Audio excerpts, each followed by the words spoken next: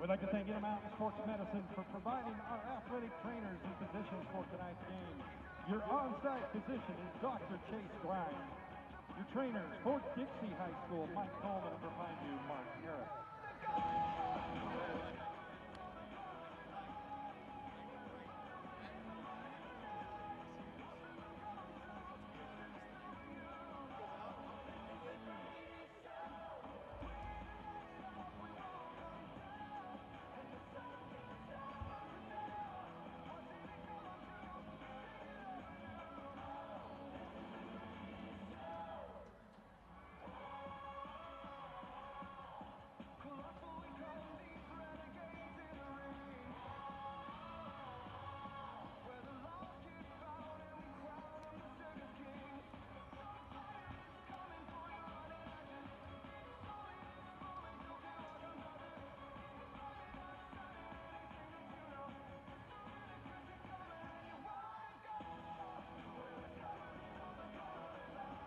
Live from Dixie High School for Right to Go to the state championship. It's the Flyers versus Pineview.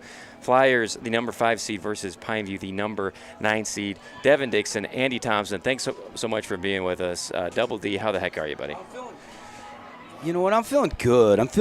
It's like the calm before the storm, right? I mean, both these teams, dramatic wins last week.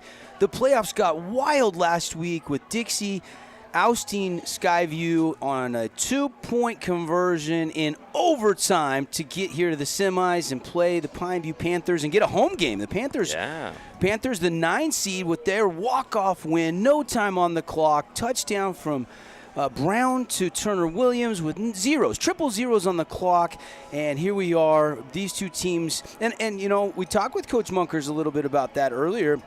And he said, you know, you get in a lot of situations like that where there's close games, you win them, you believe you can execute them the next time you have that opportunity.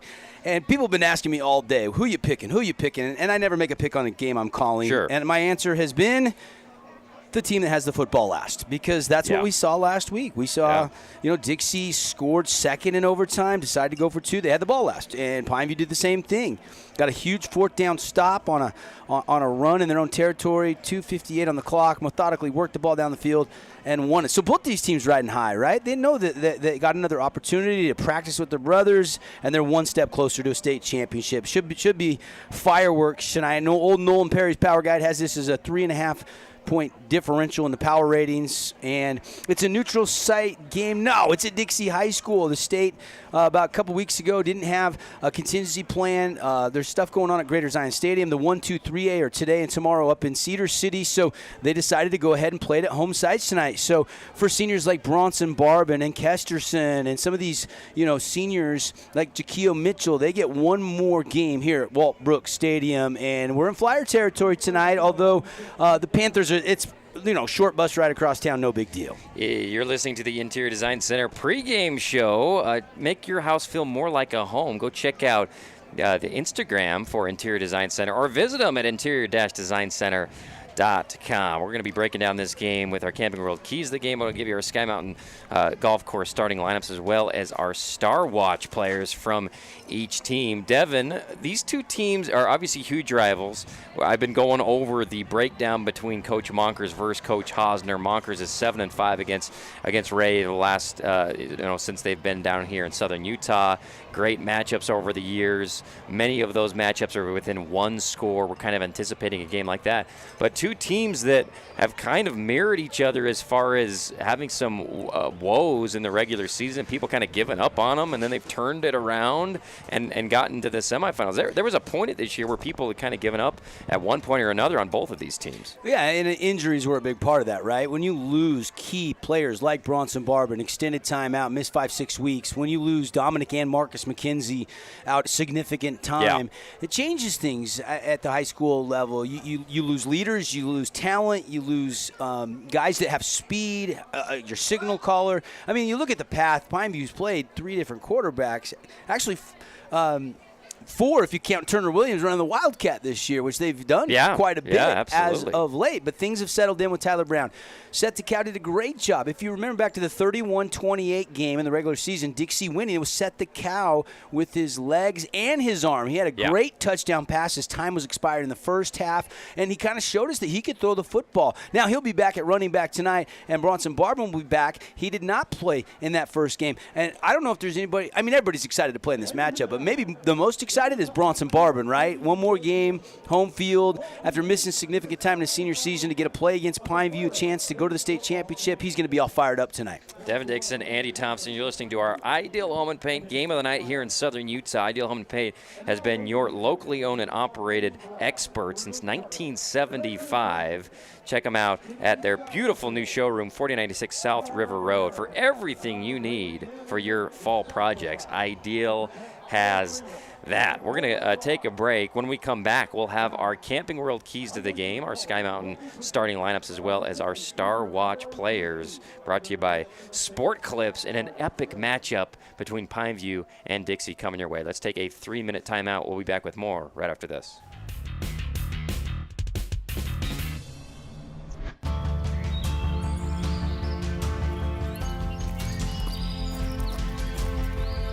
How does one become a trailblazer?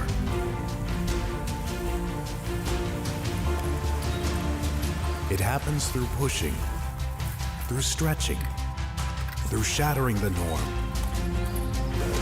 To blaze trails, you need to think big, break molds, and overcome any obstacles along the way.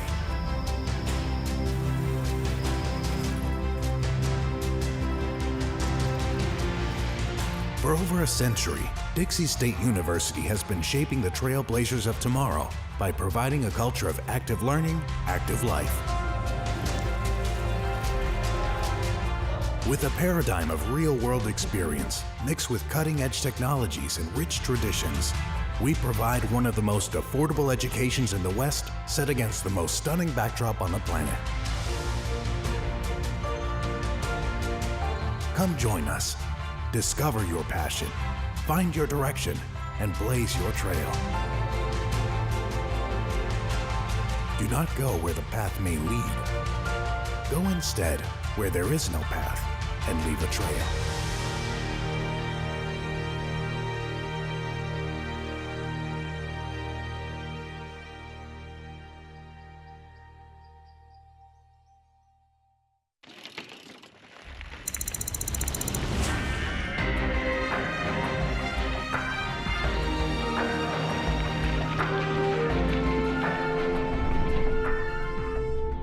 Let's just say that repressing your curious heart is simply unacceptable. The land of discovery is calling.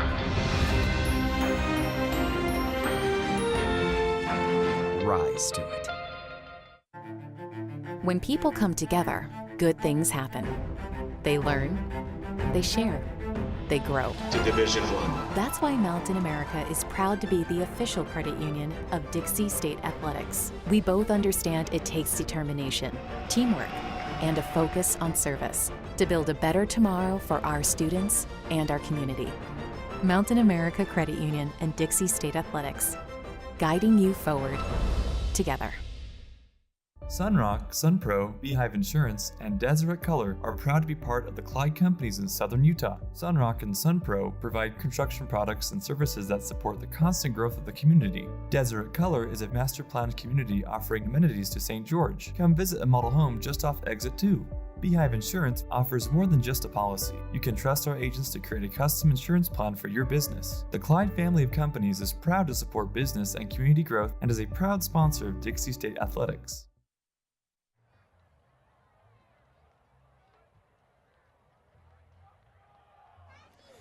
Welcome back, Walt Brooks Stadium. Devin Dixon, Andy Thompson. We're getting ready to go, folks. It is semifinal football for a right to go to the state championship in Rice-Eccles Stadium next week. You're listening to our Interior Design Center pregame show. Check out Interior Design Center at interior-designcenter.com. Time now for our keys to the game for victory, brought to you by Camping World.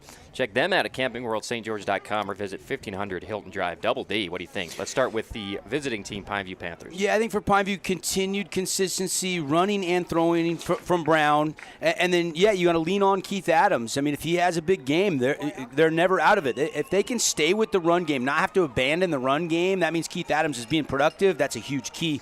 And then I think takeaways for this Panther defense and getting pressure on Bronson Barbin. Got to play sound assignment defense. I think the Flyers offense really starts with that fly sweep and all the variations they run off that. If you go back to last week, they run that fly sweep to Kesterson. Instead of running it, everybody comes up to stop the run. Then he throws it. So Coach Munkers knows what he's doing with that fly sweep. He'll set it up to set up another play, to set up another play. So they're going to have to be sound assignment defensively.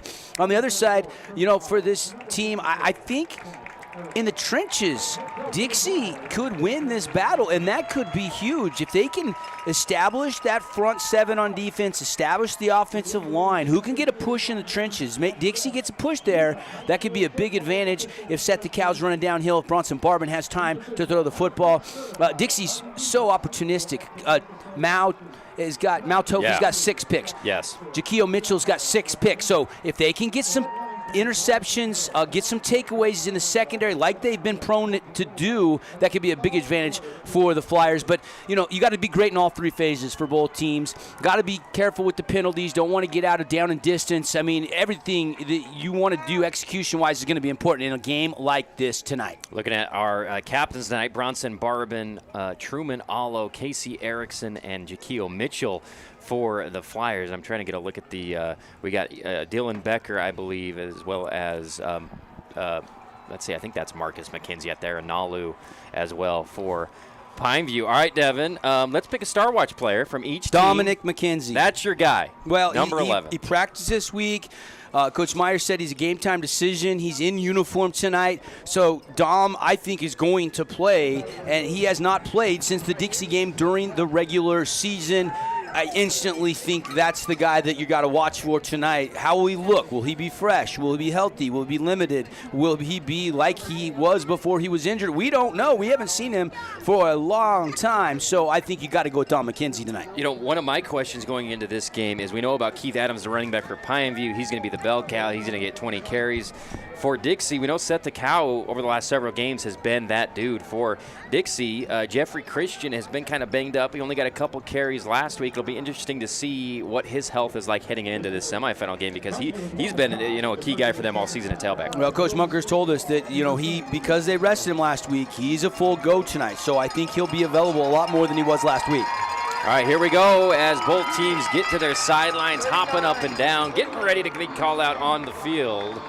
You're listening to our Ideal Home and Paint Game of the Night here in Southern Utah. Check out Ideal Home and Paint's beautiful new showroom, 4096 South River Road here in Southern Utah. As both crowds completely filled up, home side, away side, on the hill, above the Dixie D, looking over the chain link. We're getting ready to go. If they could, they'd go sit up on top of the Dixie High School. If they would let them. But there is no room whatsoever. Standing room only, as you would expect here at Walt Brooks Stadium.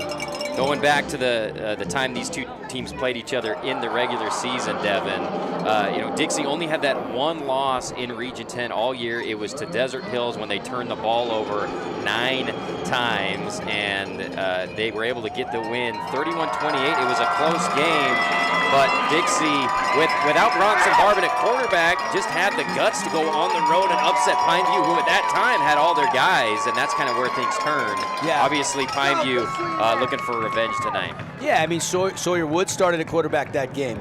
You also had, Jaquil Mitchell get a pick 6. You also had, Marcus and Dominic go down in that game, and Barbara didn't play. So I don't think you can draw too much from that regular season meeting. It's a whole new matchup.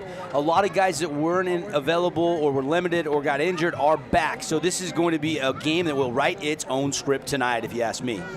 All right, thanks for being with us. Of course, on our sister station, 94.9 FM, 890 AM KDXU. That's where you can hear Andy Griffin up on the call. Crimson Cliffs taking on the number 2 seed and the highest remaining seed in the playoffs. That's the Ridgeline Riverhawks up in Millville, Utah. It's also a 6 o'clock start. You can go to sportsradio977.com and watch both of those games on our website. We're getting ready for kickoff as Austin Kogan, one of the most highly touted kickers down here in Southern. And you think about the kicking game in Region 10 this year with guys like Ryan Woolley and Kogan, 2 guys that will, if they choose to, play next level football as kickers. So he's getting ready to kick it off to a couple of the best special teamers this year who both have return touchdowns, and Jaquio Mitchell and Shea Anderson wearing the all blue for the Dixie Flyers tonight. Yeah, and obviously Bronson Barton will touch the ball first. In only 7 games, really just 6 1/4, 100 completions, 175 yards, 1,300 yards passing, but only a 57% completion ratio. He's going to need to take that up a notch or 2 tonight, but he does have 14 touchdown passes, and again, only really 6 games played. I mean, really, he'd be just week 2 of region play at this point if he wouldn't have got injured. Dixie's return team all stacked up close to the 50-yard line until they see that Pineview will spread it out. Nothing fishy going on here on the kickoff. As we see Jacob Sersansi, the bullet man for Pineview on the near side, one of the most physical cornerbacks in the region, and they'll pooch it up high to an up man who will make the catch at about the 20-yard line and pull it down and run it to the 30-yard line, and he's still moving forward, and then he goes down. Sometimes they tell the up guy, hey, just fair catch it regardless. This time they allow him to return it. That's number 44, Trevin Aldridge, a star linebacker this year for Dixie on the return. Flyers will have it at the 32-yard line, and we're ready to go here. First play of the game. And the matchup within the matchup, it's the bottom of your screen for our streaming audience on sportsradio977.com. It's McKenzie versus Mitchell. Absolutely. There he is, number 12, pointed inward, going up against Jaquio Mitchell. Here's a snap, rolls it, picked up by Takao, heads up, makes a move, makes another move, and he's past the 50, the 40, the 30. He's in Pineview territory, the 20. Will he go all the way? He gets tripped up. Does he get over the goal line? They're saying he does. What a way to start the game on a fluke. Bouncing snap. Somehow Seth picks it up. Devin goes all the way. He breaks like 3 tackles. Amazing. Unbelievable. Set the cow. That little cut he made, and then boom, shows you the speed. The snap was awful. Takao just said, Bronson, I got it. I'm going to go scoop it up, and I'm going to take it to the barnyard to Boogie here. And what a way to start this game. 1 play drive. He did step out of bounds there at the 4, but I don't think the officials could keep up, and I don't think they saw it. So that touchdown will stand for Dixie. Amazing. And we talked about Seth the Cow last time they played each other. He used to be at Pineview and was so emotional after that win. And now to start the game like this. We'll take a quick break, 30-second break. We'll be back with more right after this.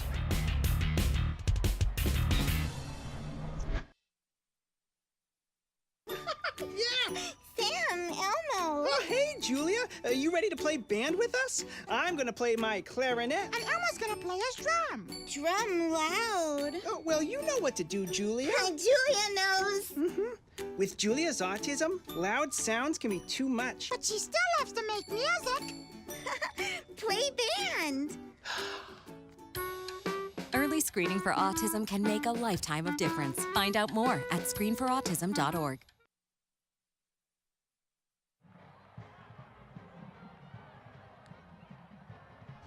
One play drive for the Dixie Flyers, a 68-yard scamper from Seth the Cow. Picked it up off the carpet and took it all the way, made a couple men miss, broke a tackle. He did step out at about the 3-yard line, Double D, but like you said, the refs were having a struggle just to keep up with him on such an erratic play. Look, you and I couldn't have kept up with Seth the Cow. And gets the call for the touchdown. And here's Bibiano, who will put a foot into it. Low line drive kick, bounces at the 5, will be grabbed by Moten, who's looking to return. He had a return touchdown last week for the Panthers. He crosses over to about the 20-yard line, and that's where Pineview will take over. Trailing 7-0 early, just 11:34 left in the first quarter on our Nets on Fire clock.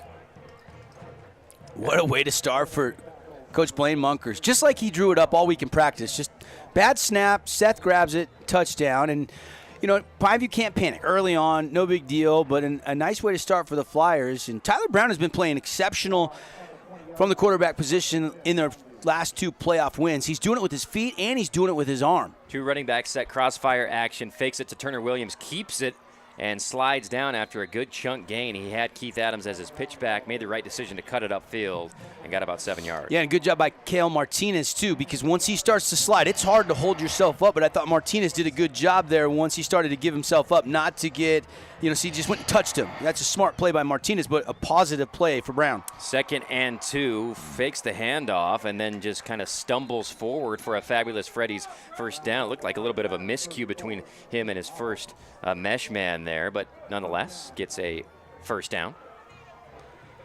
Now look over at Coach Croton for the signals. On a beautiful night here in Southern Utah, Walt Brooks Stadium. Winner of this game goes to the state championship next week at Rice-Eccles Stadium up in Salt Lake. High snap. Hands it off to Keith Adams right up the middle, who lowers his shoulder, goes head-to-head with Bodie Ray, and gets about 5 yards. And that's going to be a great matchup, watching Keith go up against his talented linebacker group for the Flyers. Yeah, and Keith's so strong. Low center of gravity. He runs. He's a next-level back. He's Bodie Ray hanging on, and Truman Allo. Truman Allo is one of the strongest guys in region, and so is Bodie, and he still pushes forward for a 6-yard pickup. They'll motion Moten behind the quarterback. Bad snap, and Brown's just going to have to drop on it as they were sending Allo on a blitz off the corner, and that's going to be a loss for Pineview, back to about the original line of scrimmage. Yeah, and that's just unfortunate there. One of those things. And now you got to really fight here. You put yourself behind the chains here. And they blew it dead anyway before the snap was bad. I think it's going to be a false start. That actually might save them a couple yards. 3rd and looks like it was decline. I didn't see exactly what the call was, but they're going to keep it 3rd and 11. And here's Williams and Adams, the running backs, back with Brown, and he's going to do a straight drop back. Looking right, throwing down the middle, looking for Dom McKenzie. The ball is dropped. And a great play by Gage Dempsey to jump in and at least try to knock it away. Got in the eye line of McKenzie, and the ball bounces off his hands. We'll see here on the replay for our TV audience. Ball's up there for a while, and Dempsey has a chance at it. Goes right through his hands, but then catches Dominique at about his waist. Falls incomplete, and Pineview will have to punt here with 10:04 in the first quarter. They trail 7-0 on our We Win Injury Law scoreboard. Check out We Win Injury Law. If you've been in an accident with a semi-truck, a regular car accident, got bitten by a dog, all they do is win for you at We Win Injury Law. Check them out at 435wewin.com. Snap back to Kogan, who punts it high and a little bit short. It'll bounce at about the 42-yard line and take a Pineview bounce to about the 29-yard line, and that's where it'll be downed by Tanner Fordham. And we'll see Dixie get their second possession. Yeah, and that one bad snap on one side goes for a touchdown, and a bad snap on the other side, regardless of the false start, kind of backed him up.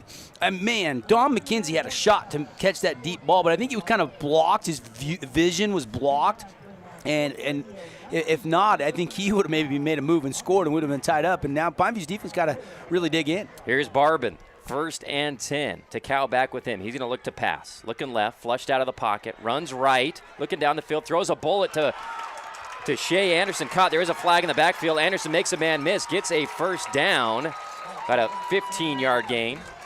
And we'll see what the flag is in that Dixie Flyer backfield. Scott Maxfield, our referee tonight. Umpires Brett Winch, Ron Shapiro on the wing with Brett Somerville, and the back judges Courtney Littledyke, our officiating crew tonight. And it will be a hold against the Flyers. And it'll remain first down, and they'll go back 10 yards, as we see on the replay here. Barbin has time, but then gets flushed last minute there by Seth Shumway. And anytime you can dump it off to Shea Anderson, that's usually a good thing, because he can make people miss like he just did. But unfortunately for the Flyers, it will be taken back actually to the 15-yard line, because it was a spot foul. Here we go to Cow up the middle, breaks a tackle, gets low, spins off, a big contact there for another good gain for Takao. And that's one of the things that really is a storyline. I mean, Seth Takao was at Pineview last year, and it comes over, transfers to Dixie, and you know what? He kind of, not single-handedly, but he was the one that kind of really propelled them to win in the regular season meeting, and he's doing all he can early on to make plays for his team. And, he broke one off Nalu Autonu there, who tackled him at the legs, but Seth just kept going, kept him churning. Here we go, 2nd down, 12 to go for Dixie.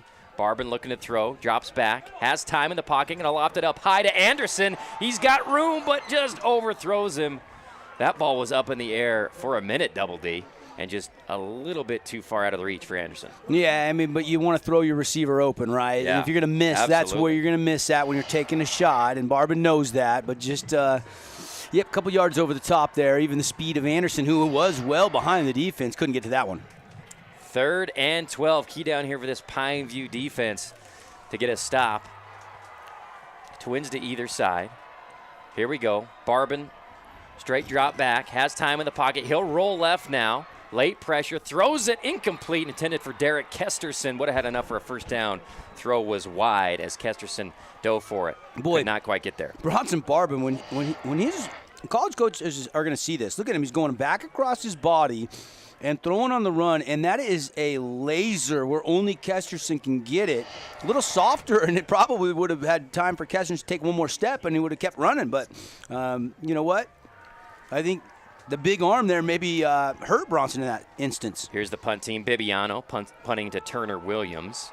It'll be bounce right on the D and then take a Pineview bounce back forward, and it'll be down by Trevin Aldridge on the Dixie side of the D, and that's where Pineview will take over to try to tie this ball game, Devin. Hurst Ace Hardware update. This game is over on 94.9 KDXU.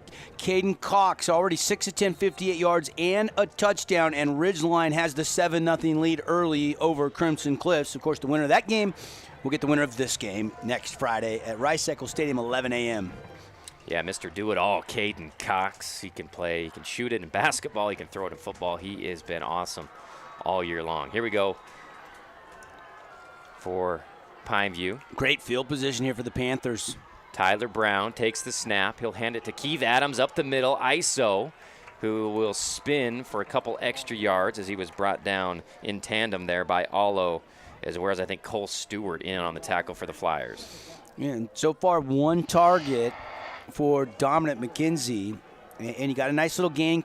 Keith pushing ahead. Do you take a shot here? Looking over the middle. Seam route, throws it incomplete, intended for Christian Pilamei. Yeah. And 3rd down will be coming up. Yeah, Pilamei, he's a seldom targeted guy, but he was just trying to do that old Ted Dump route, right? That seam route. Yeah. And Pilamei was there, but that one was coming in hot and a little bit high.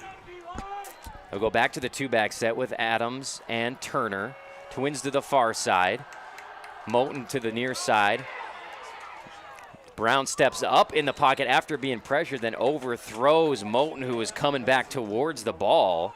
And Cole Stewart, once again, back in the backfield, harassing Brown.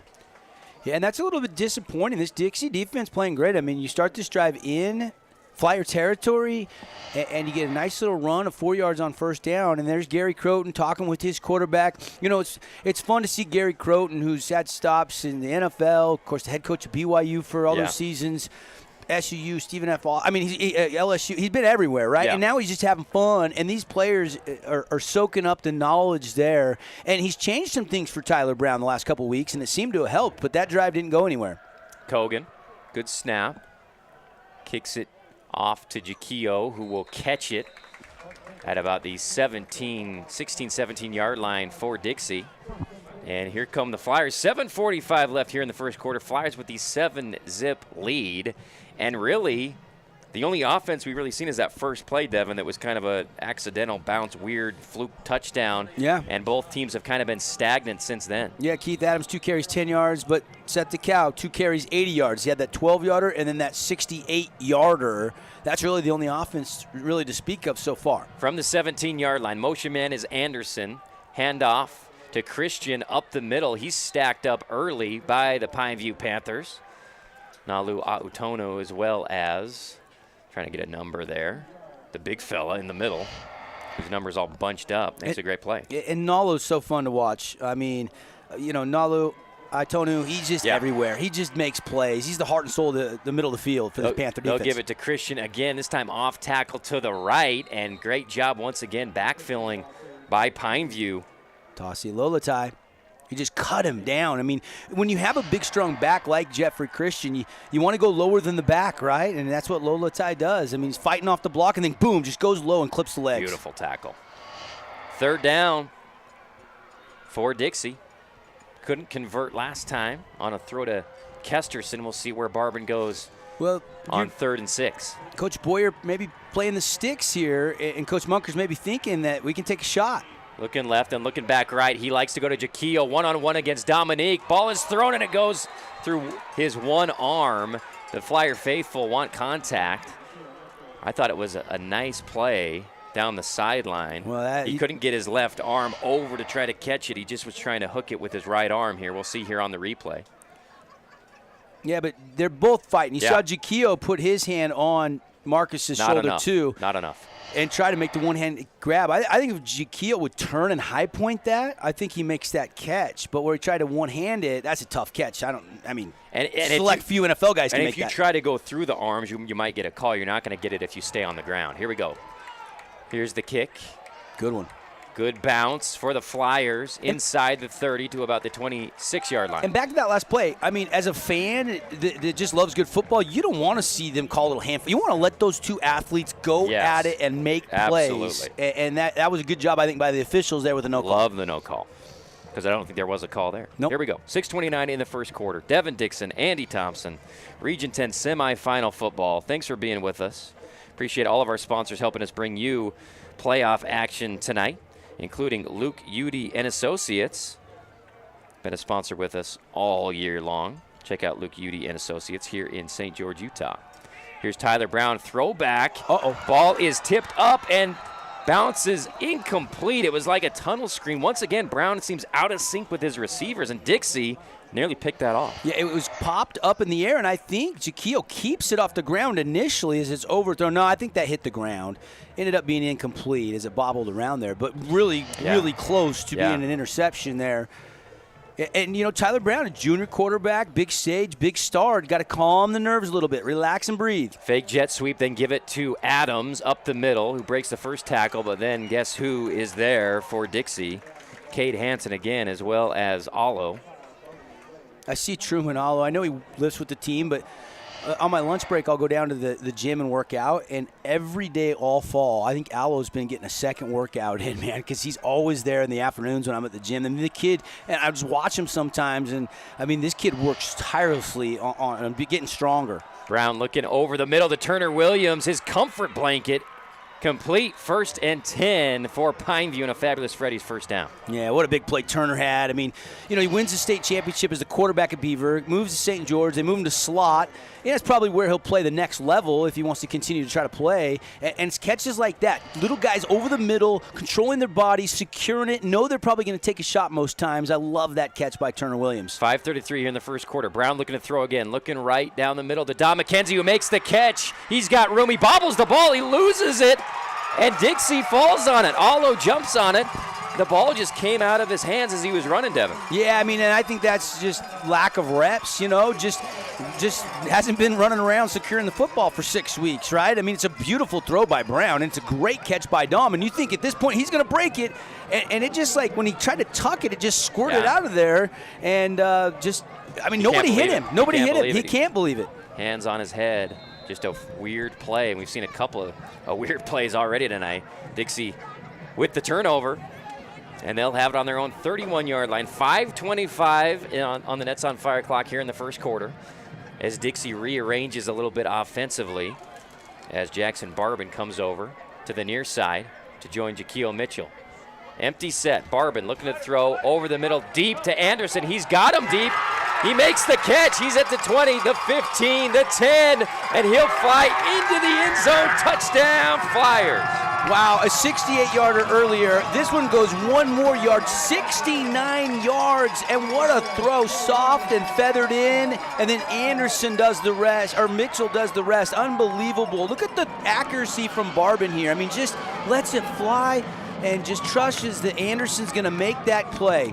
And they knew, they went back to that play where he was open before and they just got overthrown. Cover 0 again, just throw it over man coverage, and he'll run under it for a touchdown. And Dixie takes the 13-0 lead here, PAT pending. Brought to you by Simply Wisdom Teeth, our kick sponsor. Bibiano kicks it up and good. Check out Dr. Hendrickson's 600 5-star reviews at simplywisdomteeth.com. We'll take a break. Back with more right after this on your Region 10 Radio Network.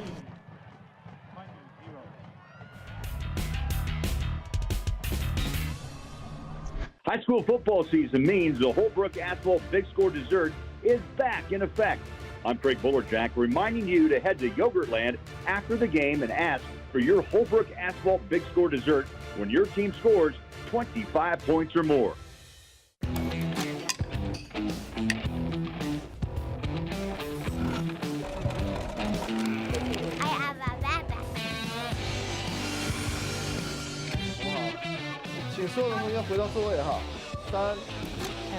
Get our career. And there's the bottom. Does this one have more water? Careful.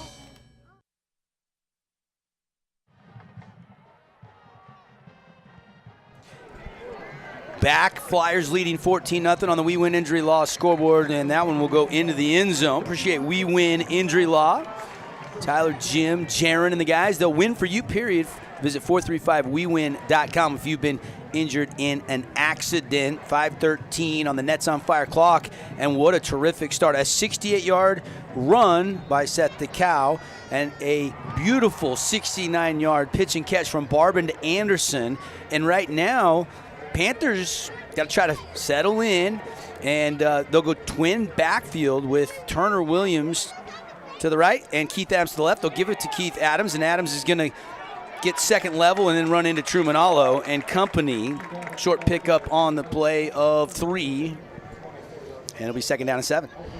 And, we know Pineview is capable of the huge play. They almost had one their last series, but McKenzie bobbled it and it kind of flew out of his hands. Wouldn't be surprised if they try to go back to him as soon as possible. As Brown takes the snap, they run into each other, the running backs. Keith breaks the tackle of his own guy, tries to get out to the edge, but Dave Hollings gets to his cleats and he falls down for no gain.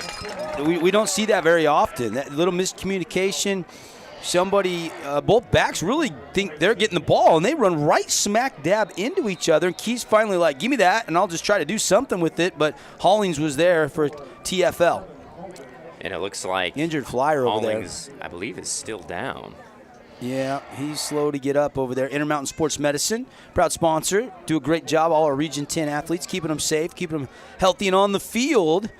And, of course, never like to see anybody get hurt. And I couldn't tell exactly what happened there, Andy. He kind of left our screen here and couldn't see if, leg whipped him or if an ankle rolled up. I'm not exactly sure. Yeah, we'll have to see here on the replay if we see anything as Hollings tracking down Keith Adams, gets his leg, lands maybe on his arm. I mean, he's hitting the turf really hard there, but we see him jogging off, and hopefully we'll be able to rejoin the game. Gives a high five to Honor Allo, one of the leaders on this team. Quick update, the other game, again, Andy Griffin calling it on 94.9 FM KDXU. Crimson has answered, and they have tied it with Ridgeline at 7-7 up there. Home with the Riverhawks, Millville, Utah. Here it's 14-0, but a lot of football left on a Friday night. 3rd and 11. Here's Brownie motions Turner Williams outside, and then we'll throw to him. It is intercepted by Tofi on the far sideline, and he returns it inside the 20 before he gets decked, and just threw it right to him, Devin. Mao Tofi, I think, is the most underrated defensive back in the region, maybe in all of 4A. Nobody really talks about him much, but I've noticed he's a 3-year starter. He just comes up big. That's his 7th interception. And I think he's a next-level talent. I think some college coach is going to get a steal with this kid because he just makes plays like that. Great awareness, timed it perfectly. Tyler Brown never looked him off, and he makes the pick. Here's Barbin. He'll give the jet sweep to Anderson around the edge. He'll cut it up the middle. Spurts through a little bit of a seam and a nice little chunk there on first down. Tackle made by Tanner Fordham. It's a nice tackle, but it's too far downfield. Pineview is on their heels right now. All the momentum in this first quarter with the Dixie Flyers, and that's their signature fly sweep. He bent it outside, but the blocking, look at all the linemen down second level fighting, and that's just great job by the offensive line. And they'll run a similar action to the other side. This time they'll give it to Seth DeCow right up the middle. Nobody home, and he takes it in for Pater. Yeah, I mean, that one just, like I said, they're on their heels, and it kind of continued to that next play. No gap control there. They couldn't clog up the middle of the field at all. And Takao just kind of patiently picked his way right up the middle for the score, and all Flyers here in this one so far. How about this Dixie offensive line? Allo, Cherry, Hatch, they have been studs so far early in this one. 20-0, Flyers with the lead. Here's Bibiano, Derek Kesterson, the holder. Good snap, kick is up and good. 21-0 early in this one. Dixie with the lead. We'll take the break. Back with more right after this on your Region 10 Radio Network.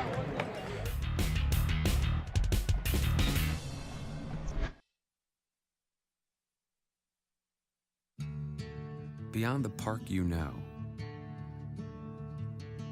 exists a world you don't. A world that is greater. Greater than just one passion.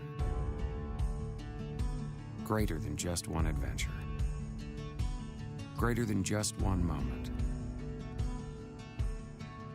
Come to where life is greater. Come to Greater Zion.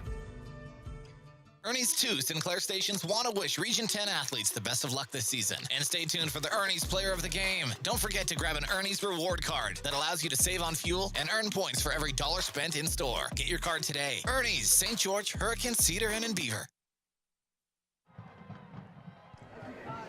And we're back.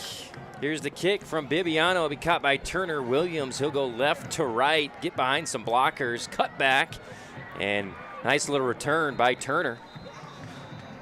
Yeah. And Pineview, I don't know if the, Pineview faithful are as shocked as I am right now with this score, Devin, but I'm sure they did not expect it to be 21-0 this early in the ballgame. Well, I mean, you get the big plays, right? The explosive plays, a 68, a 69, and then you factored in with McKenzie maybe going into score, we don't know, and then he fumbles, and that gives you an extra possession, and before you know it, it's 21-0.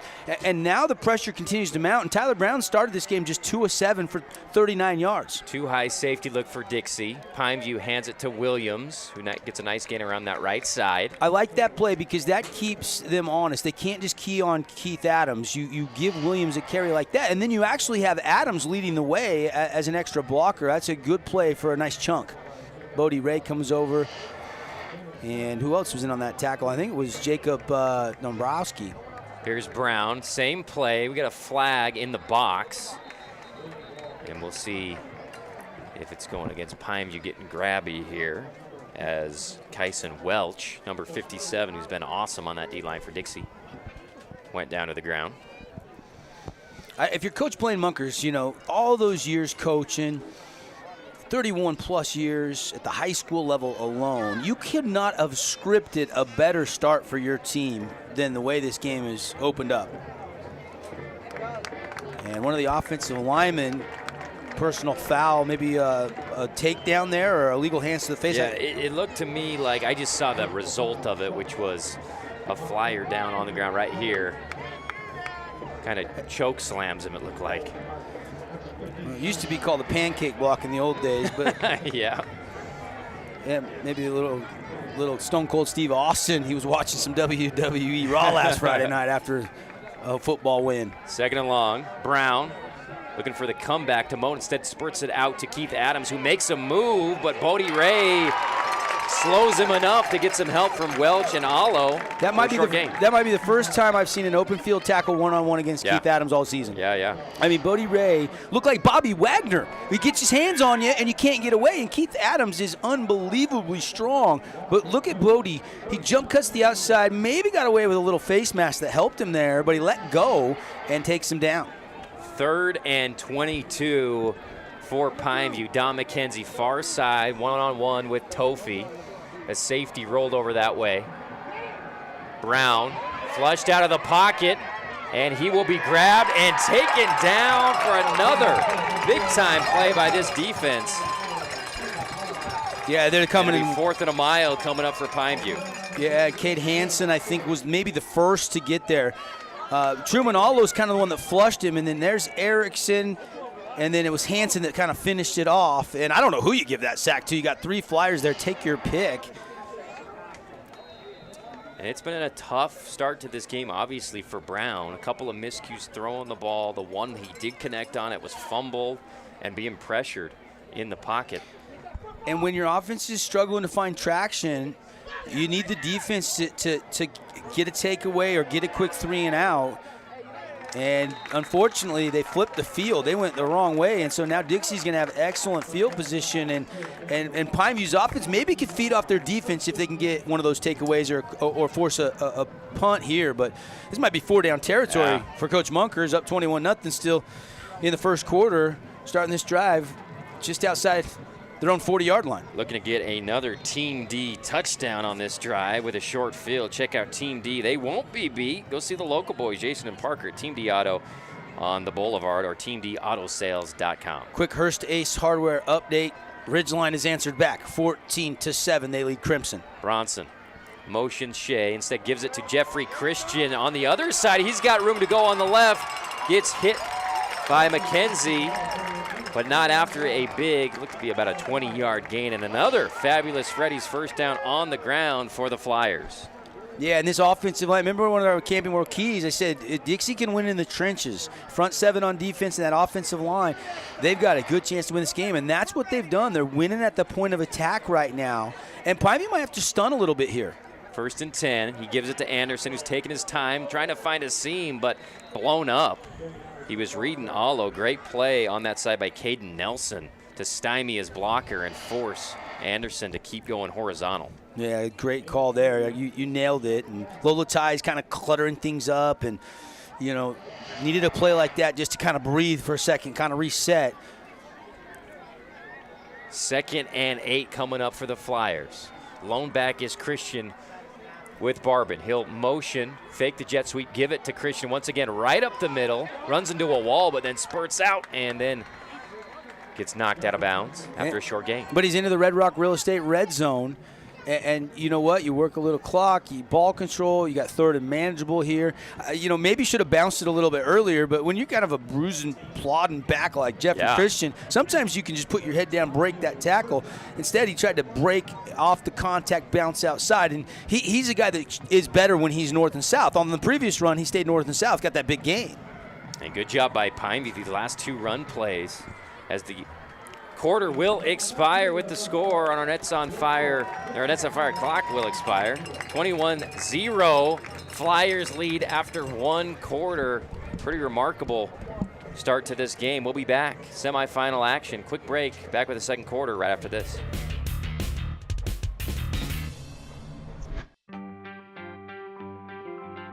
I take the road less traveled, run free, unwind, unravel, someplace outside with lots to do. Green trees, red rocks, and don't forget that blue sky. The sunshine shining, sunshine pouring on me. Think I might just stay a while. Say hooray all day because the sun is gonna shine on me. Sun is gonna shine on me. Sun's gonna shine on me.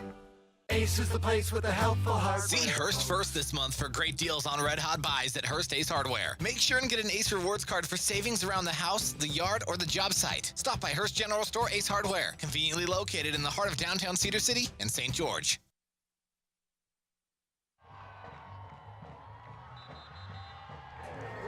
Welcome back, Walt Brooks Field. Flyers lead the Panthers 21-0 here in the state semifinals. Thanks for being with us. It's our ideal home and paint game of the night here on ESPN Radio. Crimson Cliffs battling Ridgeline on our sister station 94.9 FM KDXU. We'll give you updates throughout the contest on how that game's going. Dixie facing a third down after 2 good defensive plays by Pineview against runs. We'll see if Dixie keeps it on the ground or lets Barban wing it here to try to convert. 3rd and 6. Barban turns, says something to set the cow. Takes the snap, fakes the handoff, looking left, looking right. Lolo tie, can't grab him, but Taloa can. Jeffrey Taloa gets the sack. About a 4-yard loss and a huge play. That's a coverage. For this Pineview defense. That's a coverage sack, yeah. Right? Barban, look at him. Keeps his eyes downfield. Even when he steps up in the pocket, his eyes are mostly downfield. There was just nobody open, and nice job there by Jeffrey coming in, making a big stop there. Taloa, he's a plug guy. He's a guy that kind of just stays in the center, tries to stop the run, and then great job by the pressure outside, pushes Barban up in the pocket, and there he is to grab the sack. And they'll bring in Bibiano. Yeah, I think with the 21-0 lead in your 4th and 13, I think that's a pretty good call because this is only going to be about a 41-yarder, 42-yarder. As Kesterson will hold it. Big time kick coming up here after a great stop. 3 great plays in a row by the Panthers. Here's the snap and the kick. It's up and it is wide left. That's a little momentum there for Pineview. That's an opportunity. And that's about maybe all they need. And you kind of, if you're a Pineview fan, you're waiting for something good to happen. And it just pulled it. It had plenty of leg. Just pulled it, like you said, just a little bit to the left. And here comes Brown and the Panthers with that big offensive line. As we see the replay, yeah, he punched that one, Devin, just a little bit to the left, though. By the way, Easton Drew Bay just scored a rushing touchdown. He's been red hot lately. And Crimson is a PAT away from tying it up at Ridgeline. Here's Brown. 2 backs in the backfield once again, looking to pass on first down the field. Keeps his eyes down the field, then whips it to Turner Williams for a completion and a first down. Nice play by Brown. No question about it. And they're finding ways to get Turner Williams the ball. And Don McKenzie has been targeted twice. He's got 1 catch. It was a 24-yard gain before he coughed it up, and he's on the bottom of your screen. 1st and 10 Panthers. Takes the snap, hands it to Adams. Adams looking left and cuts it up the middle. Nice burst, breaks the tackle, and gets another first down right in a row. Nice power run by Adams and a beautiful cutback. We've seen him use that over and over again this year. No question. He sets it up really nicely, doesn't he? He really sells like he's staying wide, but he knows where he's going all along. And then once he gets running north and south, this is actually a really good tackle by Kale Martinez, even though he gets 3 yards from the point of the hit, but that's the strength of Keith Adams on the ground. 1st and 10 from the 49-yard line. Brown looking to throw. Going to get hit from behind and sacked by Dixie once again from the backside pressure, and that'll be a big loss. Well, he's looking for McKenzie. They bracketed him. They had Tofi initially, and then they had the safety on the outside over the top. And Cade Hansen, Tyler Brown never saw Cade Hansen from that blind side. 2nd and 17 now. Don McKenzie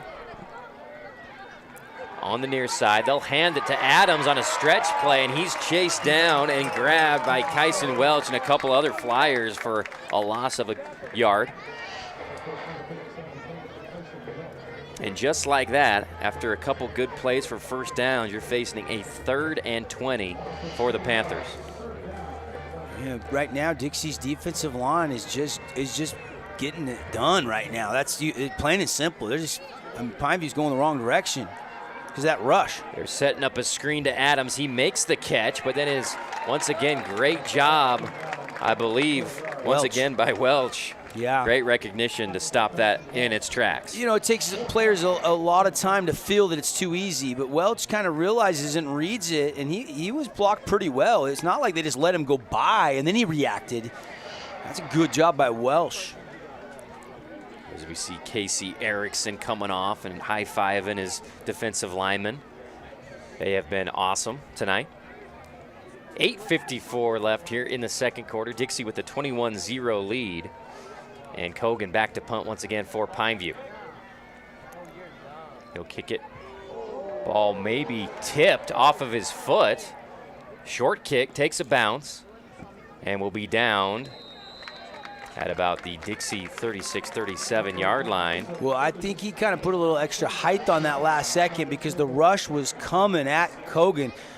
Kind of a little bit of a late inside rush right there, and maybe sensing it or feeling it, and just didn't get that one squared up. He wasn't able to drive it low, and it actually got a pretty decent bounce just to get it down to the 36.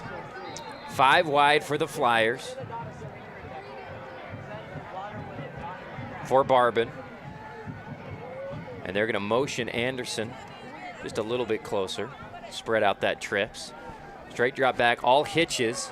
Hits Jackson Barbin, who catches it, turns around, and gets close to the line to gain. And, yeah, he gets it. Fabulous Freddy's first down for Jackson Barbin. Yeah, and those coupon books are on sale. Just went on sale this week. And stock up and save. You get a pack of 10 car washes, 30% off. So you basically get 3 free. Make a great gift. And, hey, little brother, I'm going to get you the ball. They've connected a few times this year, haven't they? Absolutely. 1st and 10. They're reading inside zone. Give it to Seth DeCow, who's strung out, but still leaps forward for a couple of yards. Good job by Dylan Becker on that far side. That was only the 7th catch of the season for, the 13th catch of the season for Jackson Barbin. Of course, and with Bronson being out, they probably hadn't connected as much as they would have planned going into the season. One a senior and Jackson the sophomore. And Dylan Becker has been so good keeping contained on that left side. That time, although Seth got a couple of yards, it was Becker forcing him back in. Here we go. 2nd down and 8. They'll give it to Takao again. To the other side, he lowers his shoulder. He'll be stopped after another couple yard gain. Big contact there brought by Tanner Fordham. And you kind of feel like this Panther defense has kind of settled in a little bit the last 2 series. Forced the 4th down and forced the Flyers to kick the field goal and miss it. Offense can't do anything, and now this defense trying to get off the field here on 3rd down. Those money downs, those 3rd and 4th downs are going to be big for Pineview since they're in a hole here, down 21-0. 3rd and 6 for Barbin. He's going to fake the handoff, then throw the slant, and throws it high to Mitchell, incomplete. And another key 3rd down stop for Pineview. Not a great throw by Barbin. No, that's just a mistake. Bronson will be the first to tell you. He just missed him. Like, he's got time, fake the RPO, set, fired. He just kind of maybe floated out of his hand, just way too tall, a little bit too far out in front of Jaquio Mitchell, who can fly. Absolutely. And mission accomplished for the Panthers defense. Bibiano kicks it end over end. Turner's going to attack it, catches it, makes a move, trying to get to the outside. Gets a really nice block, but then tracked down by Trevin Aldridge. You could tell Turner was dying to spark his team, make something happen. Great effort there by number 4. Yeah, and, had he tucked in north and south, would he got about the same? Probably, but I love it. You're trying to make a play for your team. You said it perfectly, trying to find a spark. And that was a big play when Moten had that 98-yard kickoff return for a touchdown. That was right after Desert Hills scored last week. That was what really kind of turned the tide and really got them right back into a position to finish Desert Hills off and find a way to win that game. And, Turner couldn't do it that time, but he's a threat every time he touches the ball to take it to the house. 1st and 10 for Tyler Brown and the Panthers. 2-back set. And they will hand it to Williams, who's got a seam. He breaks it to the outside, still on his feet. And he'll get a big-time gain there, about close to 20 yards, and another 1st down for Pineview. And, the versatility of Turner Williams, the way they've used him in offense, at Wildcat, in the backfield, out wide, in the slot, you got to love a kid like that, grew up playing quarterback and, kind of reminds you of that little Julian Edelman type player, right? Here's the fake handoff, and then Brown keeps it up the middle, gets hit by Bodie Ray, but not after about 4.5, 5 yards. Looked to me like he tried to slide kind of as he was getting hit. That's kind of dangerous, but he fakes the handoff and takes it up the middle. Yeah, and sometimes you got to pull it to keep the defense honest, and that's going to help Keith Adams on a play to come. 2nd and 6. Once again, Tofi one-on-one outside with Dom McKenzie. They'll fake the handoff up the middle. Pitchman goes to Adams. He bobbles it. And the first time we've kind of seen the triple option to its completion where he pitches it out to Adams and just not fielded cleanly. Yeah, and Keith only 7 carries, 22 yards right now. Going to lose a little bit here. Maybe looking forward at Allo, waiting for him, and didn't capture the ball before moving forward. 3rd down, 9 to go for the Panthers. Brown pointing at a linebacker. Straight drop back pass. Looking for the post to McKenzie. It's caught. He breaks a couple tackles, breaks another tackle. Bye-bye. He's at the 10, and nobody is going to catch him. Touchdown. Welcome back, Dom McKenzie. 52-yarder, and he's back, and you can see the explosiveness. There's Dom. They missed that in their offense, haven't they? Brown just throws a laser beam over the middle. Shallow little post route here for Dom, and, man, 2 guys just missed. 3 guys missed, and then the speed, the 100-meter state champ. Not going to get him once he gets running full speed. Yeah, and if you complete the ball to him down the field, it's like a 90% chance he's going to go all the way. And we see that we've missed that, seeing that kid make plays like that for the last several games here in region play. Here's the kick from Kogan. Boots it up and good. Makes it a 2-possession ball game. Dixie leads 21-7 on our We Win Injury Loss scoreboard. We'll take a break. We'll be back with more semifinal action right here on ESPN 97.7. Where do you find the titans of classical music in St. George?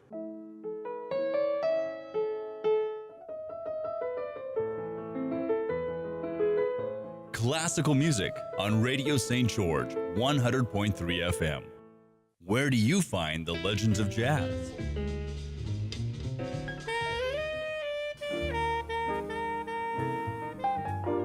Evenings on Radio St. George, 100.3 FM. Hey, time out.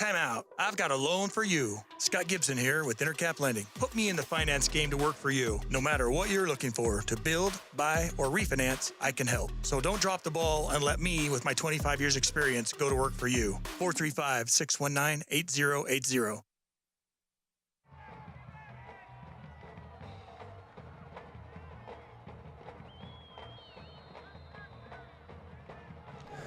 Welcome back. Pineview is on the board with an explosive throw, catch, and run by Dom McKenzie from Tyler Brown for their first touchdown of the game with 5:34 left in the first half. And plays like that can really help Tyler Brown's confidence too, right?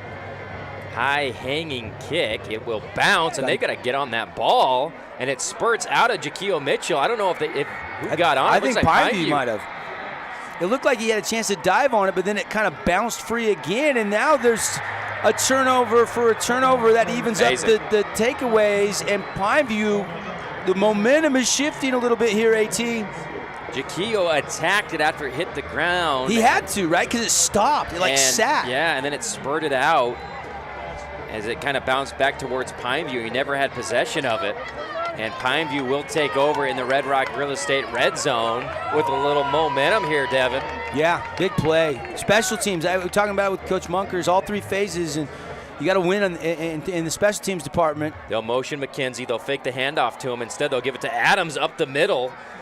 Hard run. Full blast as soon as he had it, and using McKenzie as a decoy on the fly sweep. And a good gain there for Adams. Yeah, like a little scissor action, kind of freezing the defense, and then give it to Adams Jr. I'd keep giving it to Keith Adams here. See if you can't just pound this in. 2nd and 2. They will, and then they'll flip it to McKenzie on an end around, reverse, and he'll get stopped right around the the line of scrimmage. Yeah, and that was a dangerous kind of reverse because there were a lot of flyers in the backfield. Yeah, you got to block that, and Keith Adams kind of had to dodge quickly because they were coming on a stun, but he was able to get it to Dom. And the good thing on the collarbone is he looks like he's okay. Dom popped back up. That's good news for Pineview. Great tackle there by Bodie Ray. Handoff goes to Adams up the middle, just trying to get the first down, and he's going to be spotted for another fabulous Freddy's first down. Yep. Yeah, but he's just tough to bring down on first contact. Right at the point of attack, he's able to just push. I don't know what he squats, but it's more than you and I combined, Andy. Yeah, I would say so. He always keeps those legs pumping. Yeah. Great run. 4:15 here in the second quarter. Pineview trails 21-7 against Dixie. State championship visit on the line as Dom McKenzie, the lone receiver on the near side against Tofi. Brown looking left, throws it up high, and it is caught by Moten in the corner of the end zone. Touchdown, Pineview. What a throw by Brown. You talked about confidence. Yeah, that's what I was saying. Just getting that completion to Dom, and then you just kind of, you're like, I got the monkey on my back. We got that score. We're on the board. And the only thing I don't love is he kind of eyeballs him the whole way, but, slipping back there, he waited till it opened up. Safety couldn't get there in time. And touchdown, Panthers, whole new ball game. Oh, we have not settled anything here tonight. Really nice route concept over there on the far side, Trips. And it worked to perfection there for coaches Croton and Monkers as Kogan puts it up. And good. We got a one-possession ball game, 21-14. Pineview battling back. 3:55 left in the first half. We'll be back right after this on ESPN 97.7. When it comes to your child's teeth, Dr. Cody and his experienced staff at Johnson Pediatric Dentistry are game changers. So when it comes to checkups, a toothache, or any problem with your kid's teeth, call experienced veteran Dr. Cody Johnson at Johnson Pediatric Dentistry, 628-0511. Right now is the time to improve and get ready for the upcoming basketball season. And the best facility with brand new floors and top-notch training is at Nets on Fire inside the Be More Complex. Get small group training with elite coaches. It's time to improve your game. Just visit netsonfire.org. Simply Wisdom Teeth is all they do, and they always make it simple. With everyday pricing at just $899 for all 4 wisdom teeth removed, including sedation, they've got over 600 5-star Google reviews. For appointments, call 635-1243 or visit simplywisdomteeth.com.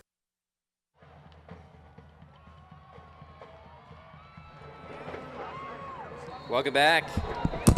21-14, Flyers with the lead, but Pineview have scored 2 unanswered. One to Dom McKenzie, and then that last one to Tyson Moten. Nice touch pass in the corner of the end zone. Make it a one-possession game. Here's Kogan. He'll boot it full blast this time for a touchback. It's funny how momentum can swing, right? Pineview just kind of weathered the storm. It started when they forced a longer field goal. Dixie misses that. Then they finally get McKenzie in the free, and he amends for the early fumble, takes it to the house, and then boom, you get the turnover the other way, and all of a sudden, things tightening up here in the semis. Here's Barbin. Motioning Anderson, then he goes behind him, gives it to Takao up the middle. Nowhere to go. No, but you want to feed Takao. I mean, he's having a very productive game, especially considering he had that big 68-yarder to start the scoring. If you tuned in late, it was the first play of the game. Good job by Becker, though, just kind of scraping, coming down the line and going low to take down Seth Takao. 3:34 and ticking for Barbin. Twins to either side. This time looking right, chopping his feet in the pocket, then looking back over the middle. He's got a wide open Mason Kesterson who makes the catch. He's at the 30, cuts back at the 20. Needs to beat one man. He's stacked up by Becker, but gets to about the 10-yard line. What patience by Barbin to work all his way back to a wide open Kesterson. Yeah, and Ian Becker, I think late was trying to strip that football. Not a bad idea. But, yeah, somebody missed assignment there. He kind of snuck down the middle of the field all alone. And I like how he turned his body and then was able to adjust back. He turns and makes a sure-handed catch. Sometimes when you're wide open, those are the toughest catches to make. And a another explosive play in this game. This one for the Flyers. 1st and 10 from the 12-yard line. 2:56 left here in the second quarter for Barbin. He'll put Shea Anderson in motion again. This time he'll hand it to Takao, who breaks the tackle, gets to the left side. He spurts out again and gets to the pylon. Touchdown, Dixie. There is a flag in the backfield. 12-yard touchdown if it stands, but sometimes when that flag is in the backfield, you kind of got to wait to see, thrown in the vicinity of what could be a hole down in the trenches. And it looks like that's what it's going to be, hole going against the Flyers as Takao kind of jumped it outside, and we'll see if we can spot it here on the replay. right there on Becker probably. Sometimes it's hard for an offensive lineman when you're trying to push somebody out, and then that's where the running back goes, and then that jersey kind of extends, and it's easier to call. But it'll be first and Dixie, hey, you got points taken off the board, but it's still first down, first to 20. Yeah. But Pineview has a little bit of an opportunity here. Barbin throws it over the middle to Mason again. Kesterson for a nice little gain. Right back inside the 10-yard line. Nice bullet pass from Barbin to the big fella. Well, and how cool is you got, Ian and Dylan Becker, brothers playing together, twin brothers, Dominic and Marcus McKenzie, twin brothers. But then you got Mason and Derek, one's a senior, one's a sophomore. And then you've got, obviously, Bronson Barbin and Jackson Barbin. So both these teams have, two sets of brothers. And I might be missing another set somewhere along the lines, but and all of them are playmakers for their respective teams. Barbin fakes the jet sweep again, gives it to Takao. This time runs somebody over the goal line. Touchdown, Flyers. Nice vision by Seth Takao. Yep. And then, you like how he finishes it off, puts his shoulder down, makes sure he secures the football, and overcome the penalty pretty quickly there. Take those points off the board, no problem. Seth Takao punches it in. Nice little run from 7-8 yards out. Power run there by Seth Takao, who's got a couple of those tonight for the Flyers. As Bibiano will come in for the Simply Wisdom Teeth PAT with 2 minutes flat left here in the second quarter. A little bit of a low snap, fielded well there by Kesterson. Kick up and good. Dixie takes the 28-14 lead on your We Win Injury Loss scoreboard. We'll take the break. Back with the rest of the first half right after this on ESPN Radio.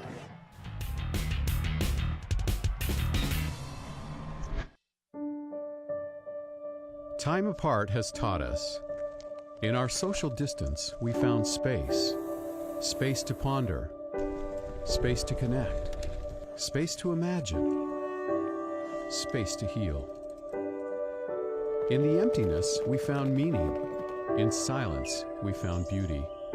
In separation, we've discovered there is so much more to find when we find our space. Find your space. Hey, it's Luke with Udine Associates at American Family Insurance. At Udine Associates, we love insurance so you don't have to. With a quick call, we can get you an instant quote with the right coverages. My team of licensed agents are ready to help you with better insurance from American Family. Give us a call at 435-251-9102.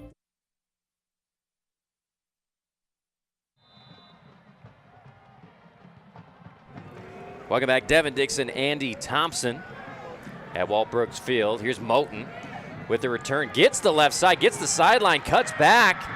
Taken down before the 40. They're stacked up, and they're pushing him backwards still as the whistle continues to blow, and they're going to get a flag for the continued effort there. Again, Hearst Days Hardware update. Ridgeline blocked an extra point, so it's 14-13. Ridgeline leading Crimson up in Cache Valley right now. They've got about 5 minutes, just under 5 minutes left in the first half. Here we just have just under 2 minutes left in the first half, but Dixie kind of getting a little separation back after that scoring drive. It's Seth Takao punching it in for the Team D touchdown. And what a play before that by Barbin to find Mason Kesterson deep, uncovered, and the flag will go against Pineview. Yeah, I was trying to see where the late hit, where's the extracurricular? I don't see much there. Maybe somebody said something. It had to have been verbal, didn't it? Yeah. Sometimes you can't see it because it's verbal. It looked like it may have been on Becker there at the end, but that wasn't a big hit. Here we go. Brown. Something disconcerting on the line of scrimmage. Procedure call will go against Pineview. Back them up 5 with 1:48 left here in the second quarter. You look at it, Pineview gets the football to start the second half. So you go ahead and get a 2-minute offense going here, score, a drive in the second half could potentially tie it up, and then it's a whole new ball game. But that 5-yard penalty doesn't help their case much here. McKenzie and Williams near side, Twins, and another flag, dead ball penalty. And Dixie clapping. And it looks like it will go once again against Pineview. Make it 1st and 20. Struggling to get this drive going.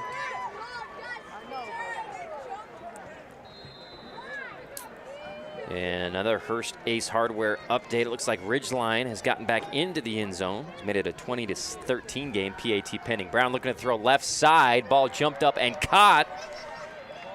Nice job shielding the ball from the defender there by Moten. And gets it past the original line of scrimmage. Yeah, I mean, nice throw. This Moten family has been receivers, all of them coming up through. Of course, Tyson's older brother, Michael Moten, starring at Dixie State. He was 2 weeks in a row, he scored a touchdown receiving for the Trailblazers. They got to play Sam Houston tomorrow. We'll have it for you right here on 97.7 ESPN. 2nd and 8. Brown flush. He pulls it down, looking to run, and then will get out of bounds. Clock stops at about 1. Well, the clock is still going. It should be stopped. Yeah, and you live in to fight another down there, right? Brown's looking, checks off his first receiver, nothing there. Next best thing, smart to just tuck out of bounds, preserve a timeout, live to fight on 3rd down. Holbrook Asphalt bringing our replays for our TV audience tonight. Of course, we're looking for the Holbrook Asphalt Big Score Dessert. We got it in the first half. Everybody can go to Yogurtland after the game, the St. George only Yogurtland tonight, and get your 5 ounces free yogurt for everybody. We're already over 25 points in this game thanks to Holbrook Asphalt. We'll see Dixie just sending 3 to cover with 8. Ball goes over the middle, short of the sticks. They're going to fight for it. That's, I believe, Moten again. And just a yard or 2 short. But a great catch and effort from Moten. Just a little bit short on the route. He was our Ernie's 2 player of the game last week. He had 12 catches, 156 yards in their win over Desert Hills.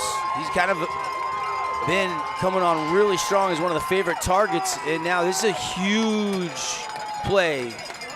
With 1 minute left and ticking, they'll get a flag.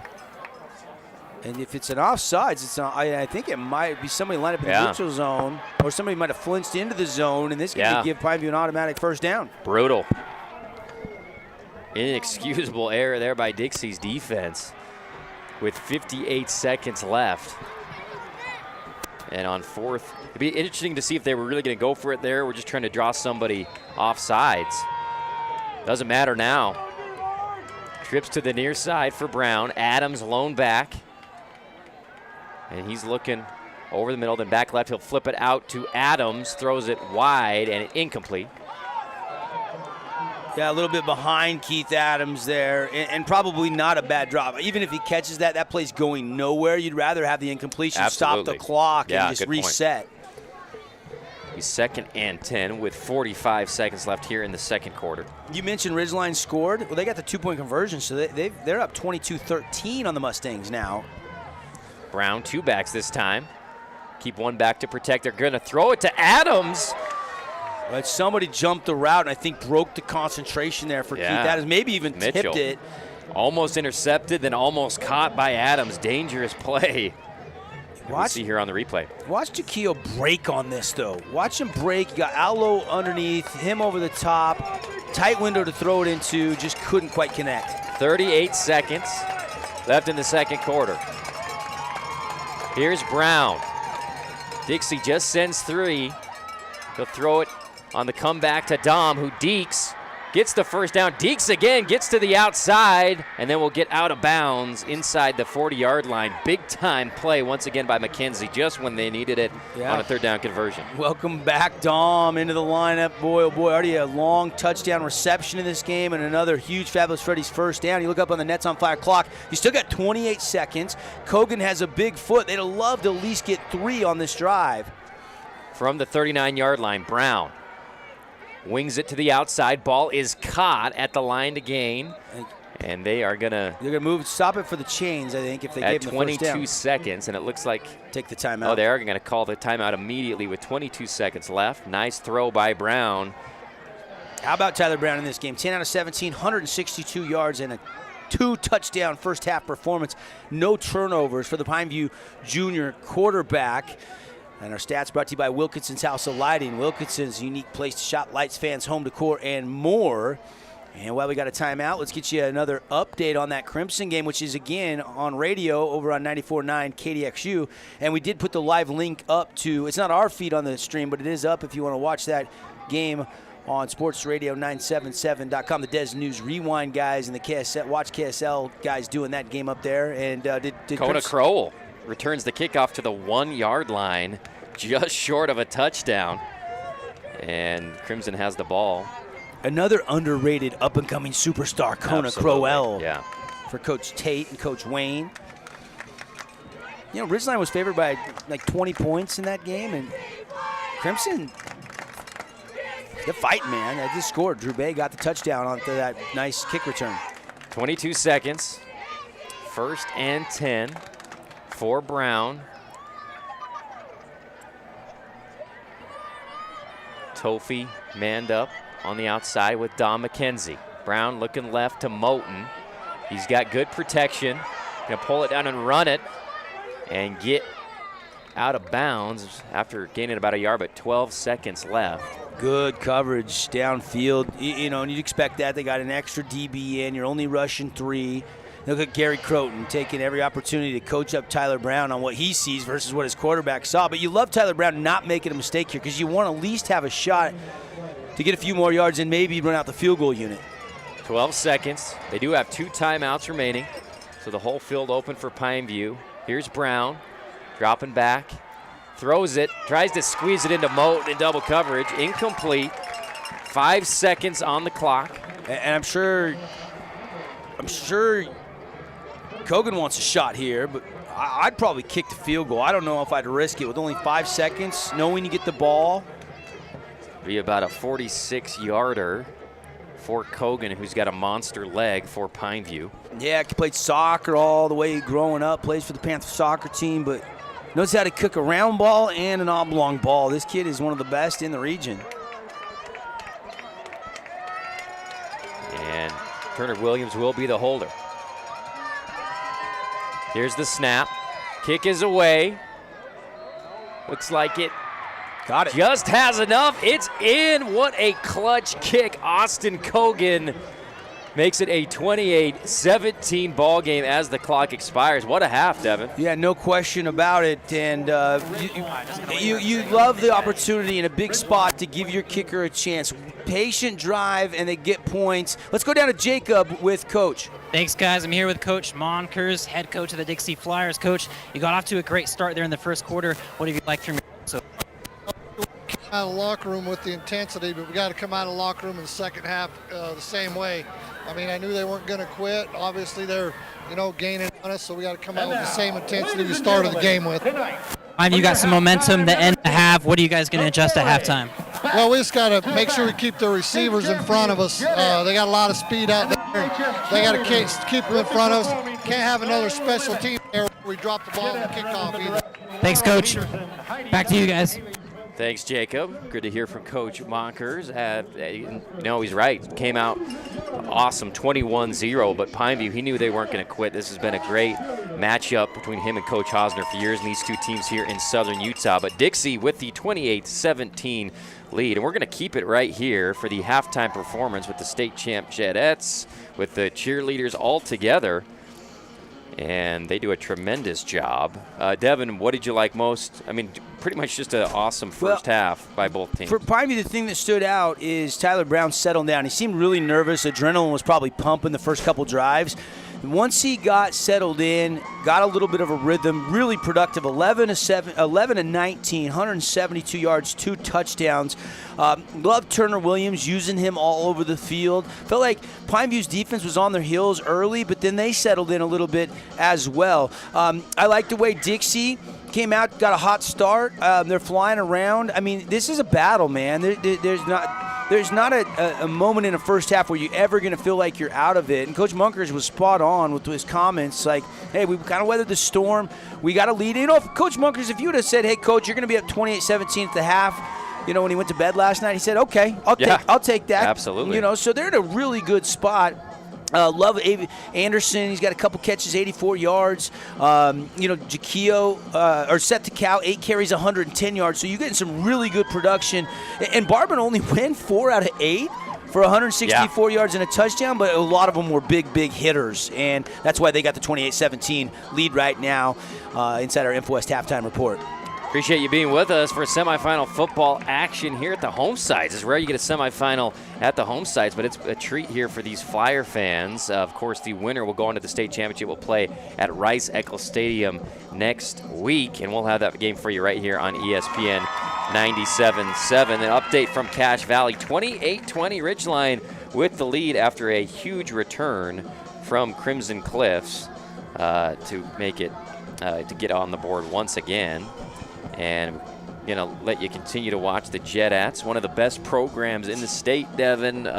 State champions back-to-back, looking to do it again this year. Of course, Coach P been here for, since the 90s, doing wonderful things for this program. Yeah, and you talk about how competitive it is in football, basketball, baseball, volleyball, soccer, pick your sport, even golf. The drill competition in the region and in the state is going to be terrific again this year. I'm kind of getting a little taste of it now because I got a daughter in drill. So it's nerve-wracking for I get way more nervous watching a drill performance at state than I ever do calling a state football game. But obviously it's a lot of fun. All right, we're going to take a 4-minute break. We'll be back with the rest of the InfoWest halftime show as Dixie leads 28-17.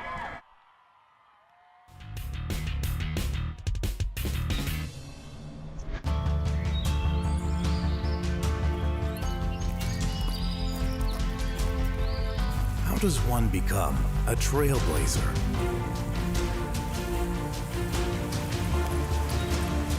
It happens through pushing, through stretching, through shattering the norm. To blaze trails, you need to think big, break molds, and overcome any obstacles along the way.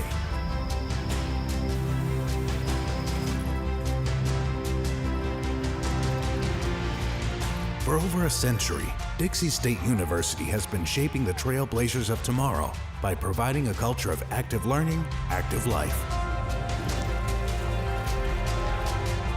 With a paradigm of real-world experience mixed with cutting-edge technologies and rich traditions, we provide one of the most affordable educations in the West, set against the most stunning backdrop on the planet.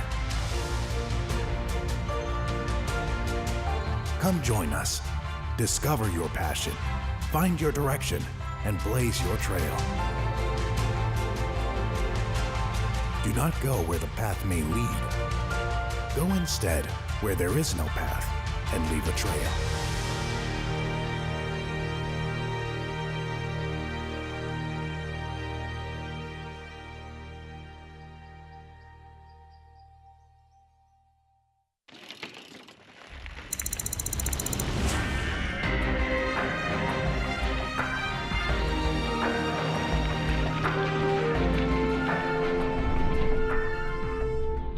Let's just say that repressing your curious heart is simply unacceptable. The land of discovery is calling. Rise to it. When people come together, good things happen. They learn, they share, they grow. To Division I. That's why Mountain America is proud to be the official credit union of Dixie State Athletics. We both understand it takes determination, teamwork, and a focus on service to build a better tomorrow for our students and our community. Mountain America Credit Union and Dixie State Athletics, guiding you forward together. Sunrock, Sunpro, Beehive Insurance, and Deseret Color are proud to be part of the Clyde companies in southern Utah. Sunrock and Sunpro provide construction products and services that support the constant growth of the community. Deseret Color is a master-planned community offering amenities to St. George. Come visit a model home just off Exit 2. Beehive Insurance offers more than just a policy. You can trust our agents to create a custom insurance plan for your business. The Clyde family of companies is proud to support business and community growth and is a proud sponsor of Dixie State Athletics.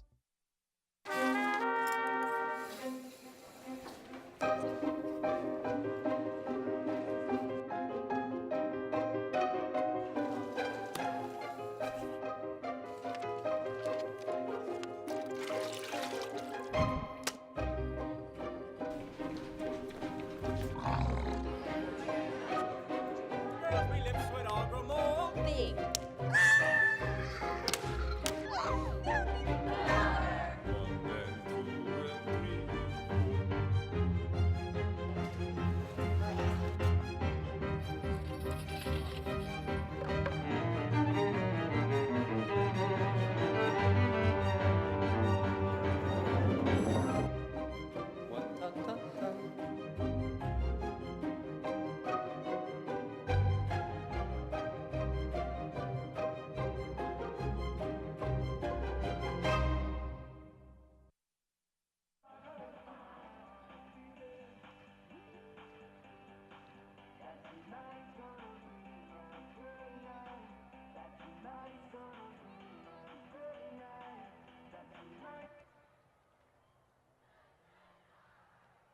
Welcome back. Info West Halftime Show. Thanks for being with us here on ESPN 97.7 as well as CEC TV. They're shooting the pictures in beautiful HD tonight, and there's been a ton of highlights already in this game. We'll take a peek at them right now between both of these teams. Right off the gate, first play of the game from scrimmage. Bad snap, no problem. How does that happen? What a run by Takao. Seth Takao scoops it up. And that's smart. When the ball's on the ground, you just go get it. He just like, I got this. It's better to have him running it than probably Barbin. He's got more wheels than Bronson does. And then look at him again. Another 12-yard run here, just slithering his way. Again, over 100 yards. 110 on the ground. Not one, not two, but you're going to see 3 Takao touchdowns. But Brown started to catch some rhythm here, finding Turner Williams over the middle. And he got more and more confident as he had a rough first quarter, but he kind of got his bearings in that second quarter. And then we see this catch by Don McKenzie, and then it just pops out of his hands, Devin. Yeah, and you see that sometimes. You see it just, nobody hits him, and you can see hands on the helmet. He knew it just was a mistake. It just slipped out of there. And then they went back to the bombs away. They missed on this one earlier on in the game, but this time you get it to Shea Anderson. Let him run under it, and nobody's going to catch him before he gets into that big blue end zone for the Flyers. Yeah, and plays like that's a big reason why only 4 completions, but Barbin's got 164 yards passing. And then look at Mount Tofi, 7th takeaway and interception of his senior season. He's had an incredible year and obviously had the game-sealing interception against Pineview in the regular season, and then Dixie just gives it to Takao and lets him rumble in for another touchdown. Again, Takao going up against his former teammates, but get a little pressure on Brown is a good thing here, and couldn't break free from, I think it was Erickson, wasn't it? Or was it Cole Stewart? It was Cole Stewart, I think, that got there first and got credit for that sack. And then Jeffrey Christian, who's been banged up a little bit, back to full strength tonight, gets a big run on that left side. Yeah, and a lot of good things on the ground happening, but Barbin finding a way to step up in the pocket, trying to make a play. Didn't make a mistake, throw a pick, but nice job there by Jeffrey Tololo to make the sack. And then it is Dixie right back at you with the sack by Cade Hansen. Yeah, and Brown never saw him. Just there's a replay there. Blindside pressure. Turner Williams, kind of the do-it-all utility guy for Pineview this year, is playing with some fight tonight, Devin. Yeah, I mean, Turner, guys like Austin Turnbow, Shaquille Mitchell, there's so many fun playmakers in Southern Utah. And Dominic McKenzie, another, man, it's good to see him back. He just makes the game so fun to broadcast or to call or to watch because the speed, the hands, the route running ability, they have missed him in the lineup. 100%. And then this great kick by Kogan to kind of 9-iron it, have it bounce back towards the kicking team, and Pineview falls on it. I think Preston Christensen actually was the guy that recovered that fumble for the Panthers. Nice little touch pass over the top to Tyson Moten. And I love how Moten kept it high, right? He didn't try to secure it. Just secure the catch, get your feet down. It's the touchdown. Then they can't bat it out instantly. And then what a play, finding Mason Kesterson here from Barbin all the way down the field. He went uncovered and makes a move, gets it down inside the 10 or inside the 15-yard line. And then they had a penalty. But then, we'll see a throw here. Oh, yeah, another one. Beautiful throw to Mason Kesterson. Gets him to about the 6-yard line. And then how about finishing the run? Boom. That's Seth Takao against his old team. 3 touchdowns in that first half. Yeah, incredible first half for Seth, right? Like, you got to love it. But this is the last drive here, and you're trying to get in field goal range. And who do you find? Number 11, Dominic McKenzie. And Dom doing a smart job weaving, and that get you to Kogan. What a leg, 46, 47 yards, and good to cut it to 28-17 on the We Win Injury Loss scoreboard here at the half. You're listening to the InfoWest Halftime Show. Check out the fastest internet in southern Utah and get local support. Trust the people at InfoWest, the pioneers of internet in southern Utah. They're the internet people. Go to infowest.com to sign up today. And we talked about some Wilkinson's stats earlier on in the halftime show. Yeah. Wilkinson's, since 1946, folks, Wilkinson's House of Lighting has been a fan of all southern Utah sports. Lights, fans, and fixtures, contractors, and homeowners always welcome at Wilkinson's. Brown 11-19, 172, 2 touchdowns, 1 interception. Tofi intercepted him. Turner Williams 2 rushes, 27 yards. Keith Adams 10 carries, 26 yards. They did a really good job slowing down Keith Adams in that first half. Dominic McKenzie, though, he's back. 3 catches, 98 yards, and a score. Moten 4 for 38. Williams 2 for 31. Keith Adams 2 catches, only 5 yards. And I think not knowing if McKenzie was going to play, you can see Coach Munkers probably had a game plan to slow down Keith Adams Jr., and they did in that first half. Sir Sanzi, Fordham, Nalu, Toloa, and Becker all had 2 tackles each, all solo to lead the Panther defense. You look at some of the individual stats for the Flyers. Barber 4 out of 8, 164 and a touchdown. Takao 8 carries, 110. That's 13.8 yards a run and 3 touchdowns. 4 for 27 for Jeffrey Christian. How about Mason Kesterson? It was Derek, the hero, last week throwing that 2-point conversion to win it over Skyview. Well, little Mason, 2 catches, 84 yards. Shea Anderson had that 1 catch for 69, and Jackson Barbin caught 1 from his big brother for 11 yards in that first half. You look at the passing yards, 172 for Pineview, pretty even. Dixie, 164. Here's the discrepancy, though. 132 on the ground and 51 on the ground for the Pineview Panthers. So big advantage there for Dixie. 11 first downs for Pineview in the first half, 7 for the Flyers, 2 Pineview turnovers, 1 for the Flyers. Penalties pretty even, 4 for 35 for Pineview, 3 for 25 for Dixie in that first half of play. Those are some Wilkinson stats for you. And it's been our InfoWest halftime show. Thanks for being with us. Another Hearst Ace Hardware update while we're at it. Crimson did go down and score, Devin. Made it a 27-28 game. Ridgeline with the ball with 52 seconds left, trying to extend their lead in a 2-minute drill. But what an effort by Crimson Cliffs in this first half to keep it, putting up that many points. Well, that's the key. I mean, we knew that Ridgeline was really good on offense, and we knew Crimson was really good on defense. So we thought Crimson was going to have to score some points. And they have. This offense is answering. And now the question is just, can Crimson's defense kind of clamp down in the second half? Because they're in that ball game. And a lot of us down here in Southern Utah thought they might be, that have watched them closely. I was trying to see if Jacob had Coach Meyer. Let's go down to Jacob with Coach Meyer. Jacob?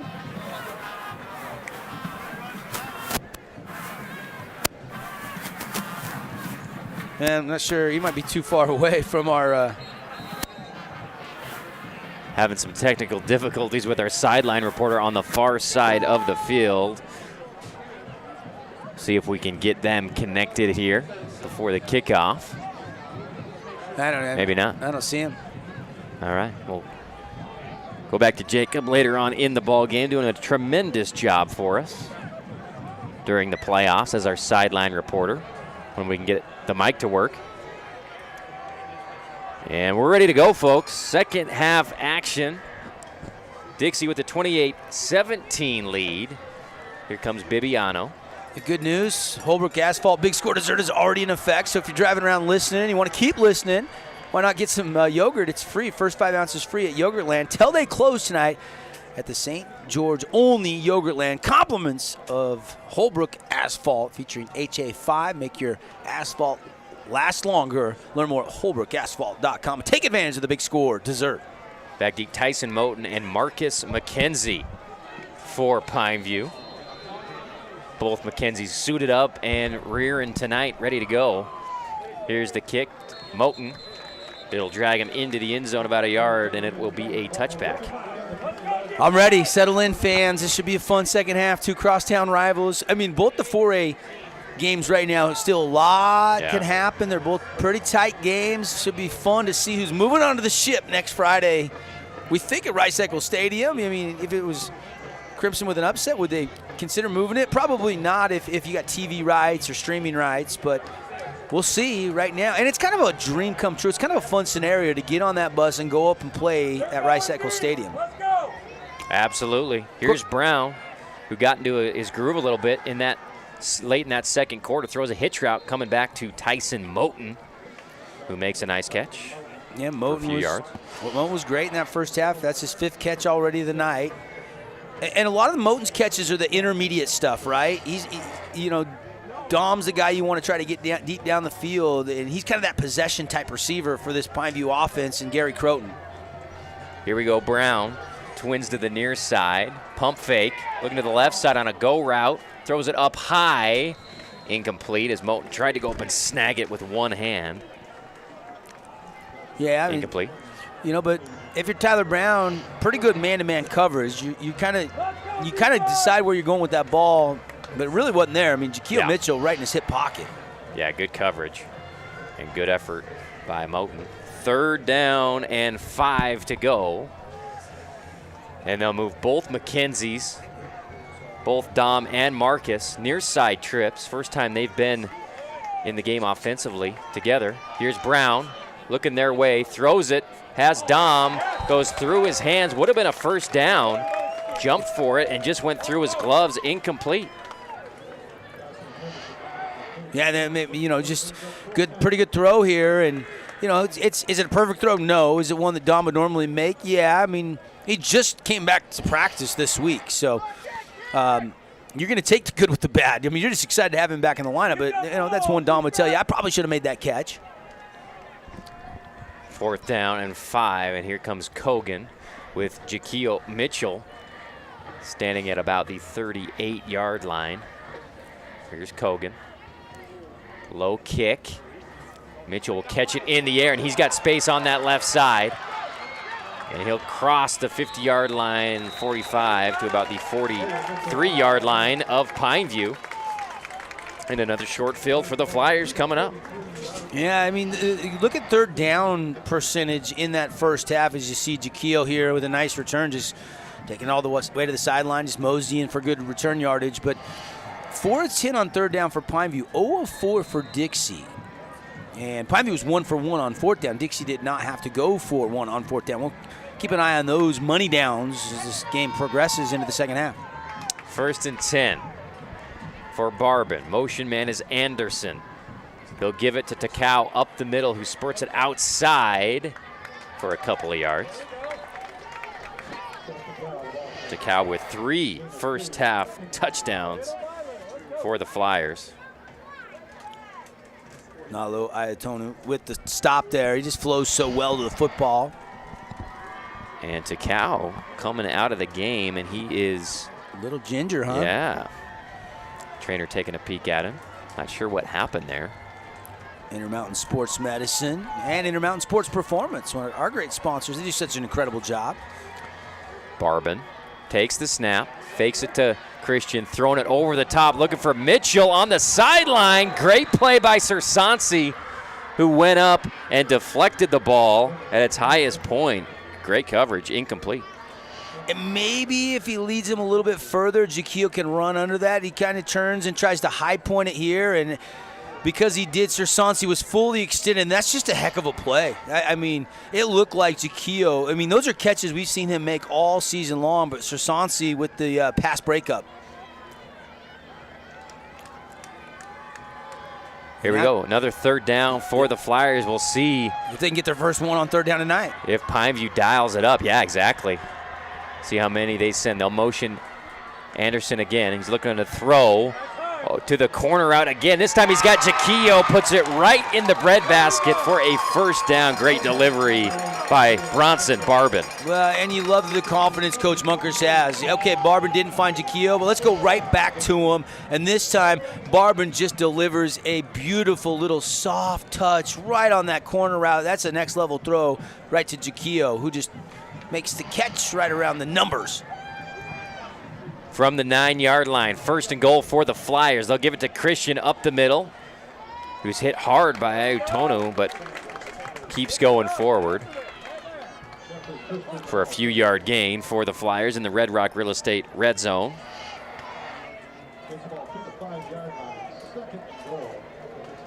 Check out Red Rock Real Estate.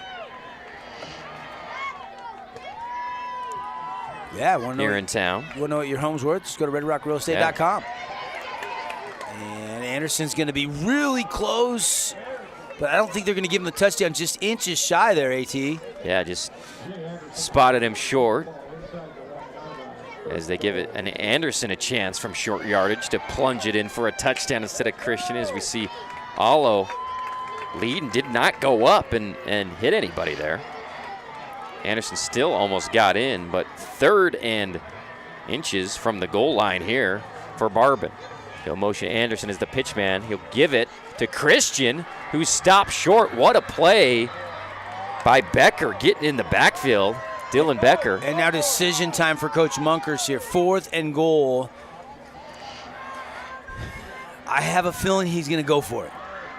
And Becker is the guy there reading. Great play by Becker. He goes unblocked, and he collapses in, makes the play. 4th and goal from the 1-yard line. Here's Barbin. Takes the snap. Gives it to Christian once again. Does he have enough? I think he Ian Becker doesn't think he does. And they're saying he's short. Wow. I mean, what a stop by Pineview. That was almost reminiscent of when Desert Hills last week was trying to finish him off and get a key first down, and Pineview got a key stop. And does he break the plane of the goal? Where's that football? I can't see it, Andy. Helmet's over the goal line, but I can't see the football. I mean, his numbers are clearly close. It's just hard to tell. Amazing. What a stop by the Panthers, where Dixie has kind of been winning that battle in the trenches to this point. Not that time. Yeah, stop him inside the 5 3 times. And now Brown. Yeah, you got to be careful here, right? You're in the shadow of your own goal. Here we go. Brown looking down the field, trying to make up, throws a pick, intercepted, and Dixie nearly a pick 6. Gage Dixie, I think, jumped that, and I don't think he got in. I think if he would have had one more cutback, he would have got in. He took the contact and was just short. There is a flag right around where the contact happened. What a change of events, AT. Jumped over the goal line and just ran into somebody, but Pineview trying on a first down just to throw that little seam route. As we get a little feedback here, we'll try to get the call from our white hat. It's post-interception. And they're going to call a tripping call on Casey Erickson of Dixie. But Dixie will have the football. Whoa, the momentum swinging back and forth here, Andy. And I like the call to try to catch him off guard with the little post, just threw it high, and Dempsey right into the arms of number 3. If Dempsey just makes that one more cut, and that's a great stop there at the goal line. Either way, the penalty would have negated the pick 6, and now the Flyers, after getting stopped on 4th down, they got another chance. Barbin motions Anderson, gives it to Anderson. Following his blockers, gets inside the 5-yard line. Great patience and vision there by number 4 in all blue for the Flyers. And a devastating turn of event for this Pineview defense, who had the stop of the game and now already have to come back out and defend the goal line once again. What a patient run by Anderson, though. At any point, he could turn on the jets, but he just kind of just cruised and waited for blocking all the way deep into the Red Rock Real Estate red zone inside the 5. They'll motion him again. They'll give it to Christian this time, right up the middle. No doubt about it this time. He breaks the plane on his feet. Touchdown, Dixie. Yeah, pretty sweet. Did he get in? Did he not get in? Official said no on the previous 4th down run, so not going to leave any doubt on this one. Punching it in. Good blocking up front. Look at Mason Kesterson getting a nice key block there for this Flyers offense. And They are up 34-17, PAT pending. There's Mike Sharp and Coach Munkers. Good staff. Coach Munkers is his staff's kind of been rated. I mean, Desert Hills hires away Coach Rick Barry. What a great job he did for the Thunder. They bowed out last week. You know, Coach Tate, Coach Wayne were Dixie Flyers. They're now running the show over there at Crimson. We got an offsides here, but Coach Munkers is the steady, and you got to give a shout out to Coach Beezer. You know, he stepped in and did an incredible job calling the defense here for Dixie this season. Of course, Coach Eggleston was on staff here for a long time before he went over with Coach Barry to Desert Hills. I mean, a lot of coaches over the course of, the last 31 years have had a chance to coach against or with Coach Blaine Munkers. And the same can be said for Coach Hosner. I mean, this is Coach Hosner's 18th year. He's the longest tenured coach in Region 10. Remarkable. Here's the kick from Bibiano, up and good. Simply Wisdom Teeth PAT. Right between the eyes, 35-17. Dixie leads. We'll take the break. Back with more third quarter action on ESPN Radio.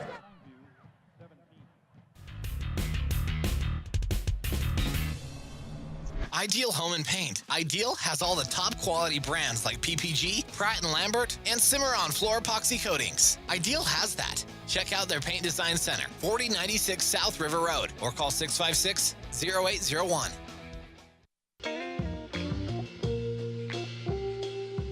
There's so many rewards in life. You coming into our home was one of the greatest rewards we could have ever had. Need an appliance or two? AWP's got you. Check out the remodeled expansive showroom, highlighting the Cafe series with colors like matte black, matte white, and modern glass. Make your kitchen stand out. Come see the local boys at AWP across the freeway from the Bloomington Walmart. Welcome back, Walbrook Stadium. Here's the kick from Bibiano. It'll be returned by Marcus McKenzie. Coming right. Gets grabbed and put out of bounds. He'll be hit a little bit late. But maybe they're saying, well, it was arguable whether he was still in bounds or not. But 35-17, Flyers leading the Panthers on the We Win Injury Loss scoreboard. Been injured, they will win for you, period. Visit 435wewin.com. Tyler Todd, Jim Park, Jaron, the guys will win for you, period. There's still enough time here for Pineview. You look up 7:54 third quarter. You got all your timeouts, but they do need to put a nice little drive together to try to answer. Brown coming off an interception last possession. They'll run it to Adams, who is stuck right in the middle. What a hit. Get floored. Jacob Dombrowski gets low for that one. Yeah, that's some of the funnest ones. Get floored. Check out Get Floored Construction. They got homes for sale. They specialize in remodeling. Call Christian Jensen with Get Floored. GetFlooredSouthernUtah.com. CJ Dixie High alum. Yeah, local guy, played in region. Loves local sports. Here's Brown over the middle. Open receiver. Caught. Another big-time hit. A flag will come in. And they're going to say Trevin Aldridge, I guess, hit him high. We'll have to look at the replay on that one, Devin. Well, first of all, it was a great throw and a great catch. Yeah. And I thought live it looked like a great hit. Yeah, but anytime you go up around the head of the neck area, you can draw the flag. They're waving They're going to wave it. They're waving it. Good job. We have the privilege of replay, which the officials don't.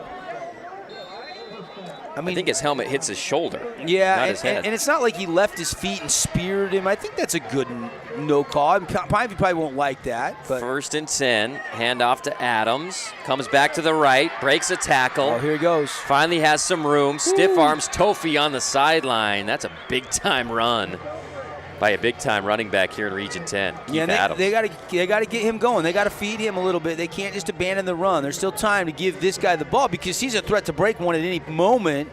Just kind of ran out of real estate as they worked to the boundary there, but it's still a really good run for Keith Adams Jr. 1st and 10, 7 minutes left here in the third quarter.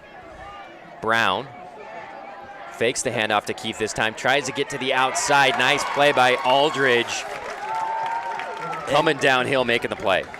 Brown, I think he's reading the defensive end there, and he saw him kind of collapse, so I think he thought he was going to get the corner, but Dixie, somebody just comes up. See, he's got all that room out there, and boom, look at Aldridge come up and make that play. And Brown, I don't think ever saw him, or if he did, he thought he was deep enough. Initially, I don't think that's a bad read. I think Aldridge just makes a heck of a play. He does. Excellent job. 2nd and 9. Up back is Turner Williams for Brown. Takes the snap. Looking left immediately. Then back to the right side. Finds McKenzie, who catches it. Breaks a tackle. Tries to stay on his feet. But then is brought down. Yeah, but that's a nice Fabulous Freddy's first down. I mean, Dom, you have to respect the speed, right? So he's going to drive you off and sell like he's going deep. And then Tyler Brown knows he's sitting out there, and he comes back to the ball beautifully. And a nice productive play for this Panthers offense. They are glad to have Dominic McKenzie back. If you're just tuning in, he missed all the games since the Dixie Pineview regular season game. This is his first game back. 5:55 and counting here in the third quarter. Dixie leads 35-17. Pineview with the ball. They give it to Adams up the middle. Gets another good chunk run.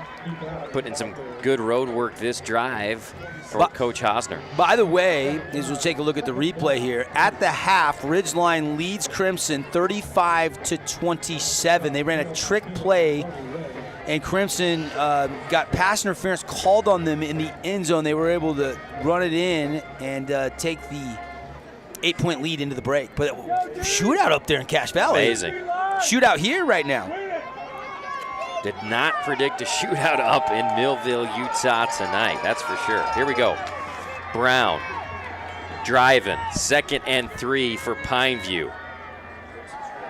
Looking to pass again, looks over to the right, flings it outside, caught by Becker, who's been a nice little target the last few games. Especially with Dom and Marcus were out. They used him a lot more. He's kind of one of those guys that, just will do anything it takes that his team needs to be productive and help his team win. And another Fabulous Freddy's first down for Pineview. And you look up on the Nets on Fire clock, 4:57 to go in the third. You're down 35-17. You almost feel like you need this score. You got to punch this in. Yeah. 1st and 10. Looking over to the sidelines is Brown. He'll take the snap.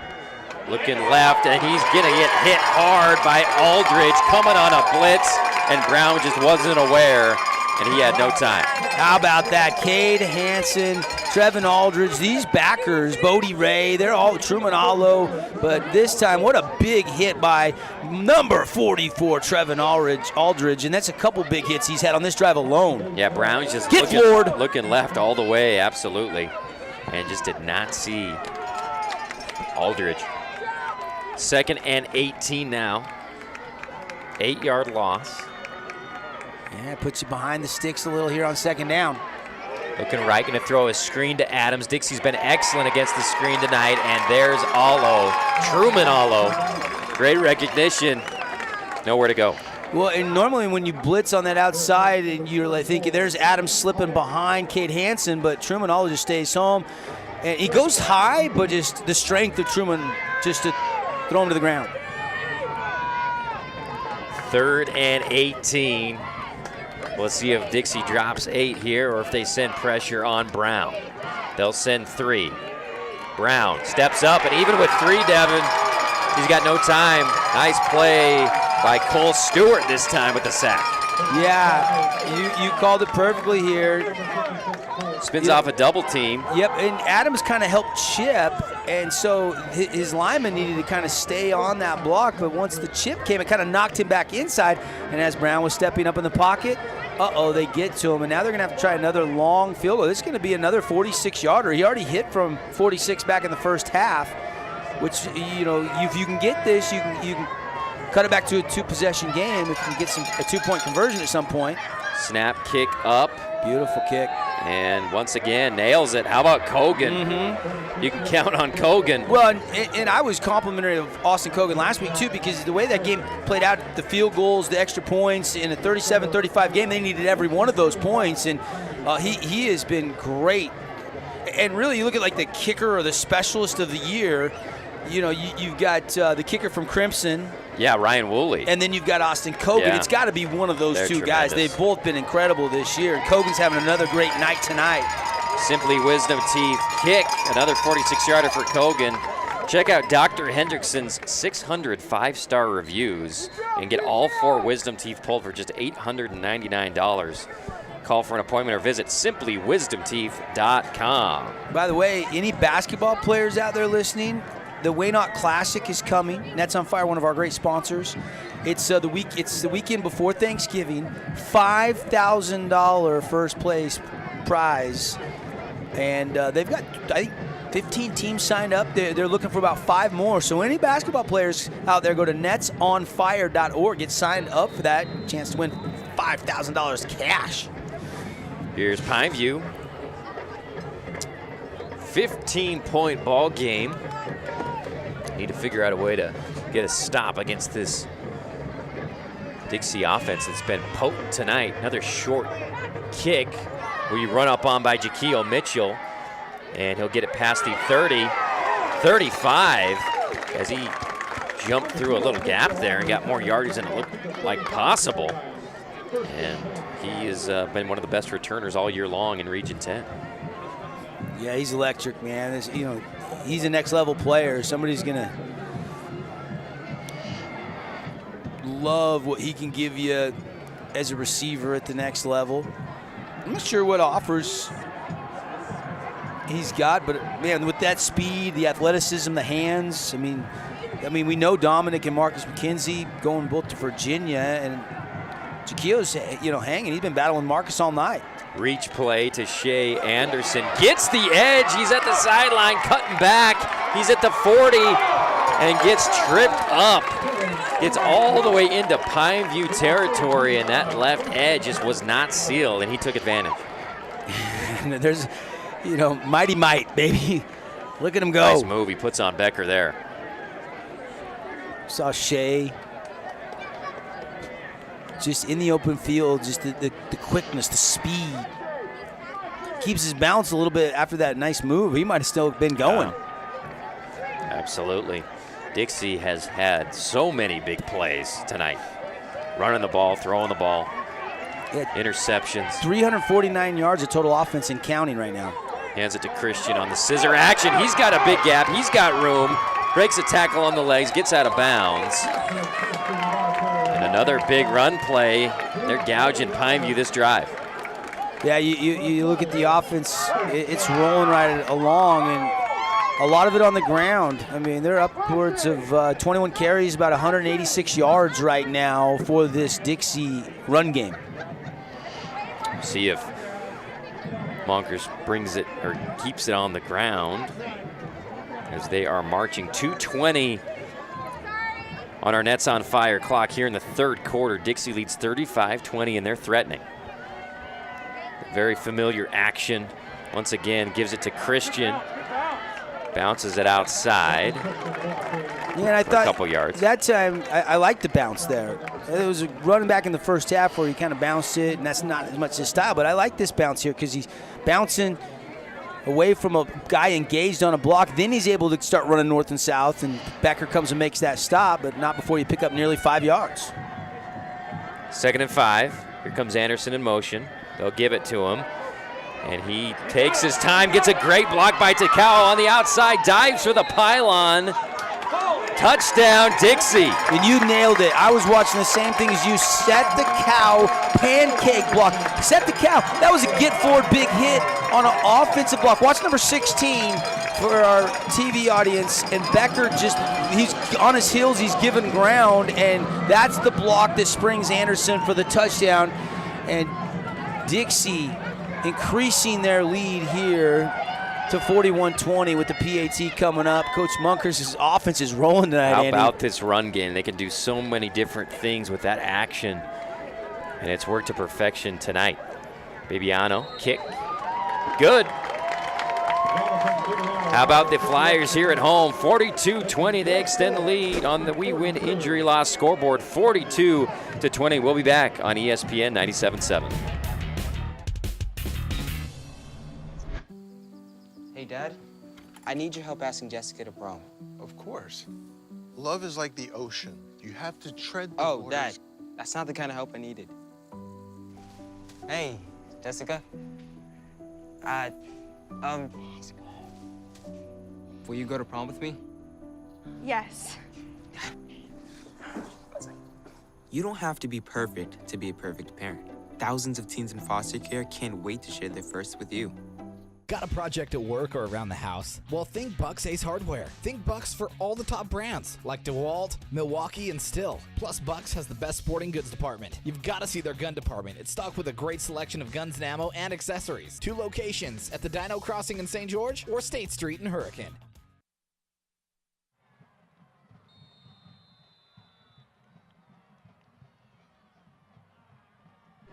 Kick goes into the end zone for a touchback into the hands of Moten.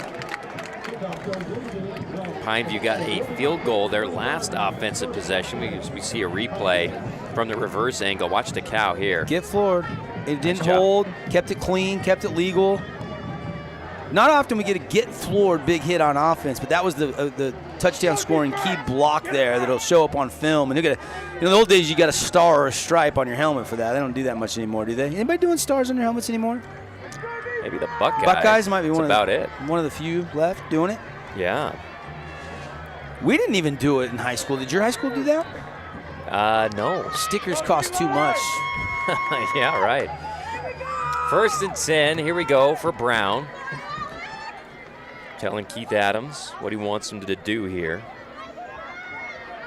Takes the snap. We'll fling it out to Keith. Trying to get the edge, but Trevin Aldridge in pursuit, Devin. When he's coming downhill like that, it's hard to break a tackle. Well, there's some good front sevens. Crimson's front seven, Desert Hills front seven, and Dixie's front seven have been really solid all year. And you're seeing this front seven. It's Aldridge, it's Hansen, it's Truman Allo, it's Bodie Ray. They're just getting the job done, and they have just slowed down Keith all night long. Keith, 13 carries, 54 yards. But every time we show up to a Pineview game, he's rushing for 200, it seems like. Handoff to Adams up the middle. Good job contorting his body and flinging himself forward to gain a couple extra yards there where there wasn't much room for him to go. Yeah, Keith now 14 carries, right around 60 yards. Dominic's got 4 catches, 112 yards and a score. Tyler Brown 17 to 28, 215 yards, 2 touchdowns. But they're going to need more from Tyler Brown if they're going to win this game. Snap a little bit wide, caught by Brown. What a move by Adams.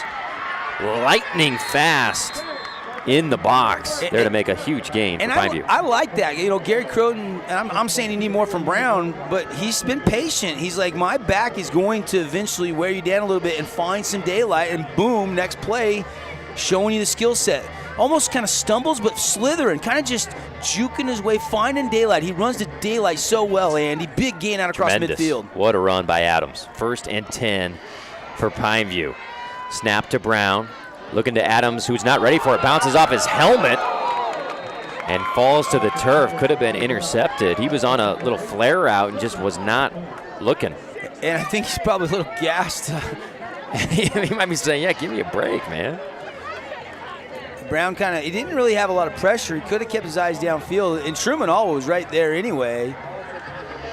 Could have been disastrous. That's an instance where you still got a young junior quarterback. This is only, his 3rd start of the season, maybe his 4th start. And so you're looking at him going, okay, keep your eyes downfield. That's your check down. He looked there really early. 2nd and 10. We'll hand it to Sersansi in at running back. Wow. I haven't seen him get a carry all year. Nice burst. Yeah, good job. 7 or so yard gain. 6-yard gain, 13 seconds in the 3rd quarter on our Nets on Fire clock. We'll see if they just let it run out. Sersansi. Yeah, I think you go ahead and go to the 4th here. Catch your breath, 3rd down. And that's what they'll do. Dixie leading 42-20. Pineview with the ball, putting a little bit of a drive together here as we enter the 4th quarter. We'll take a break. Back with more 4th quarter action right after this on ESPN Radio.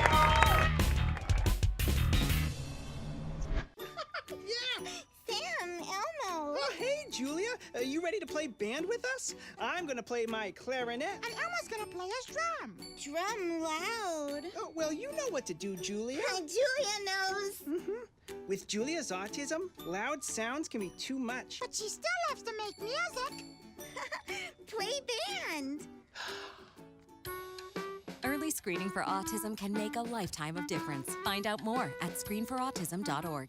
Fabulous Freddy's is the locals' choice for a full-service car wash. It's fast. Have your car washed in just 20 minutes or less. Fabulous Freddy's always keeps it clean inside and out with 2 Southern Utah locations as well as in Vegas, Lehigh, and Sandy.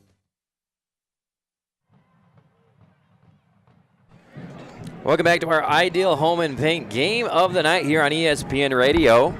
Semifinal state playoff action in Dixieland. Flyers lead 42-20 against Pineview. Panthers with the ball in Dixie territory, trying to keep it interesting here. They got a little drive going. A very important drive going. I mean, you're down 42-20. You got to have 7 here. Brown motioning Dominique McKenzie. Fakes the handoff to Dom. Gives it to Keith. Adams up the middle. And no gain. Ooh. And what if they would have given it to Dom? We'll never know, but I think with Dom's speed, I think he may have had enough room. Let's take a look on the replay. Yeah. Cade Hansen was kind of coming up field. 4th down, 4 to go for Pineview. What do they drop here? Here's Brown, looking left, throws it hard, slant, drop. Oh, Stuckey had a little slant route, and Brown put it on him. He just couldn't bring it to the body. The bullet pass, fastball down low. In his defense, first target of the night, you're coming in, 4th down, and is it low, but is it catchable? Yeah, absolutely. gotta catch it, yep. And Dixie gets off the field. Their defense is making plays, even though they got a little help there on the drop. Flyers will take over. They have been able to run the ball really effectively tonight. Well, and you got to believe Coach Munger's going to give you a pretty good dose of the ground game. Barbin, scissor action again to Christian. Fights for a couple of yards. And we'll see Pineview stack the box here a little bit. Try to stop the run game. Mason Kesterson has been a stud in the block game tonight. Yeah. Can't believe he's just a sophomore, right? Let me double check that. He might be a junior. Okay. I might have said sophomore earlier on accident. Well, I thought he was a sophomore too. And another run play for Dixie. A little bit more success this time. Few-yard gain on the stretch to Shea Anderson, who has perfected kind of the coast and then explode when you see a seam on that outside run. Mason is a junior. 3rd and a couple for Dixie. Spread Derek Kesterson way wide. 3rd and 2. Here's the snap. Barbin gonna throw over the middle, and he's got Shea Anderson and a 1st down. Bullet from Barbin, and Shea don't want to go down, does he? Fighting his way down to the 35 of Pineview. Take some more punishment. That's one of those ones where it's just reaction to catch it. It's coming in so hot. Yeah. You just throw your hands up, and it's just instincts take over. I mean, watch this throw. Just all he has to do is just put his hands up, and it's in his midst. And it's the trust the coaching staff has in Barbin and his receivers, where you've been marching all game long, running at 3rd and 2. And you say, look, we're going to throw it, and we know our guys will come through for us. 1st and 10. Barbin gets it to Takao on the right side. Hasn't gotten a lot of carries in the second half. Gets a few. We'll get you a Hearst Ace Hardware update on the game up in Cache Valley. Right now it's 35-27 for Ridgeline. Crimson with the ball. Yeah, they got a 4th and 1. And Dixie can just kind of keep chipping here. Just try to keep working that clock. Got a nice, comfortable lead. Barbin motions Jackson Barbin, then gives it to Cow, who's stopped in the backfield. Nice job blowing up that play by the big fella. Shumway. Seth Shumway, yeah. Shumway doesn't get enough credit. I mean, he's a guy that's kind of under the radar, but he's strong, and he's got a chance to play next level, make plays like that. That's a good play. That's a football player. Absolutely. 3rd and 6 for Bronson. And the Flyers, we'll see if they go to the air again after being stuffed on that play. I'd watch out for number 8, Jaquil Mitchell. But he's locked in horns with Marcus McKenzie. And they'll give it to Takao up the middle. He's got the first down and more. Ball comes out, but I believe after he was down. No. They signal Pineview football. Oh, wow. I thought it was Brown causing it, but that was just live. We're going to take a look at it on the replay, but there's a huge turnover the Pineview's appears to have as Takao was going down. When did the ball come out? Is it punched out right there? It's coming out. Yeah, it's coming out. That's a good call by the officials. Preston Christensen, I think he's the guy that recovered that fumble on the kick return, and he makes another great strip, and that was clearly a fumble. You couldn't see it live because Takao was kind of going down with his back to us, but great shots from our TV crew. Excellent. Yeah. Excellent camera work there. Good job on the officials. They got it right. All right, Brown giving it to Adams. And takes a Stumbles. hit, For but a just 3-yard keep gain. popping for extra yards. You know, I wonder if Pineview keeps how many yak yards Keith Adams has had this year, because it's probably incredible. It's got to be somewhere close to 50% of his total yards, and he came into tonight with a ton of them. 8-12 and ticking here in the fourth quarter. Pineview trails by 22. Playing with some urgency, flinging it out to Adams. Keeps it inbounds, goes right at Allo. Big collision. Yeah, Keith came into tonight with 1,279 yards. And I bet a lot of them are after contact. And he's now up there, 92 yards rushing. He's closing in on that century mark. But you can see they're not exactly running him every time. They're trying to get him the ball in open space. I think it's time to find Don McKenzie again and get a quick one if you're Pineview. You got to be feeling like they need a big play. Here's the snap. Brown looking left, will throw it complete. Makes a man miss and goes forward for more yardage is Matthew Costa. Big Fabulous Freddy's first down for the Panthers. Clock will stop momentarily to set the chains. Nice little move after the catch. It really was. Avoid Bodie Ray, who was coming hot there by Costa. 7:24 on the clock. Our Nets on fire clock. Motion to empty, Sersansi at tailback. Brown throws it to the right side, incomplete, intended for Stuckey. And falls to the turf. You almost trade the drop or the incompletion for the clock running here, because you're down 42-20. Would have been a yard or two or more, maybe 5. Again, I think you got to at least try to take a shot to Dom here soon. I mean, they're bracketing him over there with Martinez and Tofi. Tofi, a far left cornerback. And he's given 12-yard cushion on Tom, too, which I would as well. Dixie just going to send 3 against Brown. Throws it to the outside. Ball is caught for a first down, and that's what you're calling for, Devin. First and 10 to Dom. Yeah, because now if you can get some protection, you could go out and up. You just ran something to the sticks. Now you kind of go the double move here and try to take a shot. I don't know. Coach Croton doesn't need me to say that. I'm sure he's thinking the same thing. First and 10. I guess it's taking some time to substitute here. Stay tuned for our post-game show. We'll try to figure out who the players of the game are in this one as Brown throws a bullet. Incomplete, intended for Costa again. Yeah, and I think Brown's got to get that to Dom outside, because Dom was open on a similar route. Watch for our television and streaming audience. Little cushion, he would let it go before Dom opened up. Tofi had already coming off, so maybe that was the right read for Tyler Brown. But again, Dixie's defense making it tough, making Pineview take a lot of clock, AT. Second and 10 for Brown. Takes the snap, there's the double move, and it's well covered by Dixie. Brown's going to have to run it, and instead gets chased down after a few yards. Kyson Welch has been terrorizing Tyler Brown tonight. Yeah, and a good job by Tofi. I mean, I've noticed how good Tofi's been in his career as a flyer. And I think a lot of opposing coaches, offensive coordinators specifically, have as well. This kid's a lockdown guy. 3rd and 7 for Brown. Really try to force it to Dom somehow in good coverage. And we're going to have a flag Dead ball penalty. Tyler Brown's numbers, 20 of 35, 242 passing, 2 touchdowns. Dom's got 5 catches, 124 yards, and a touchdown.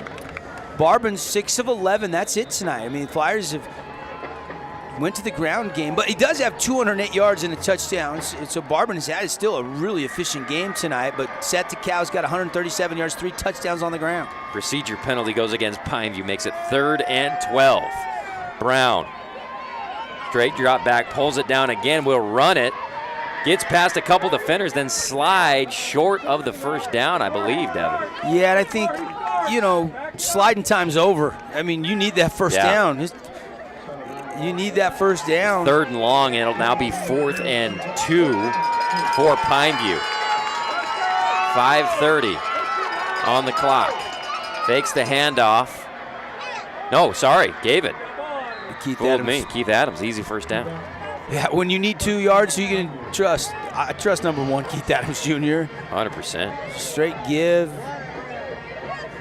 You got to give credit to this Dixie defense, though. They are winning right now this game because they are just making it really tough on Pineview. I mean, Pineview's working for every first down. This drive is taking forever, it feels like.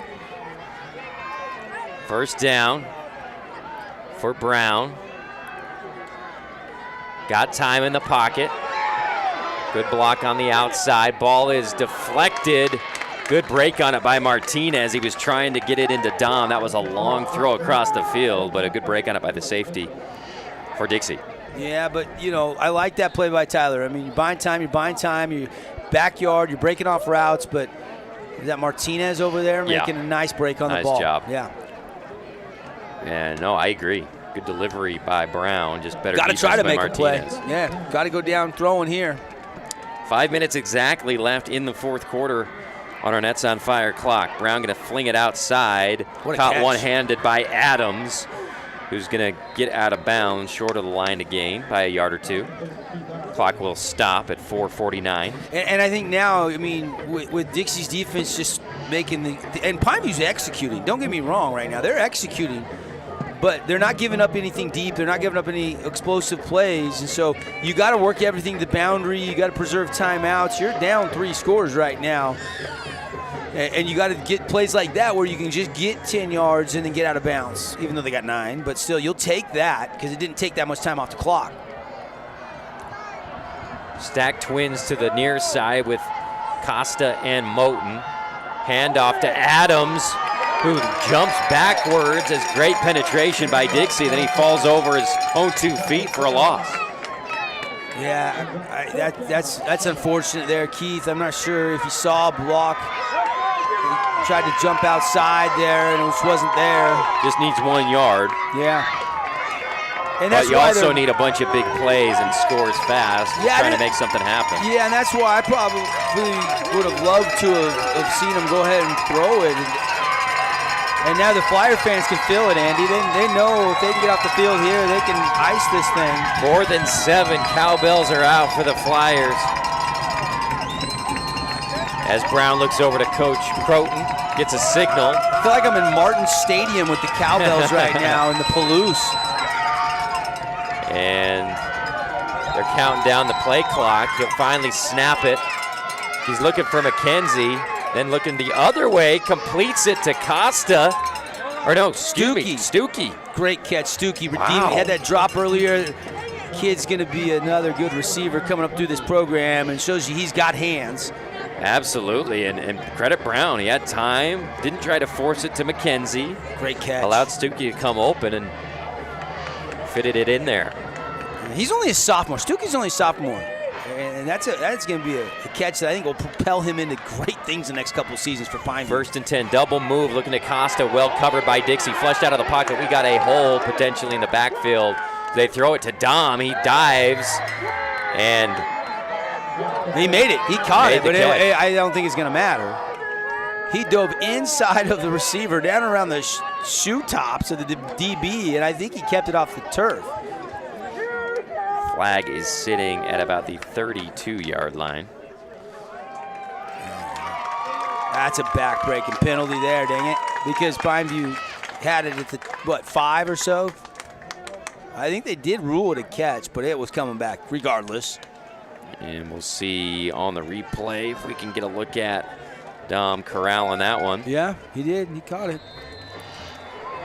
Glad to see Dom could come back and play one final game with his brothers.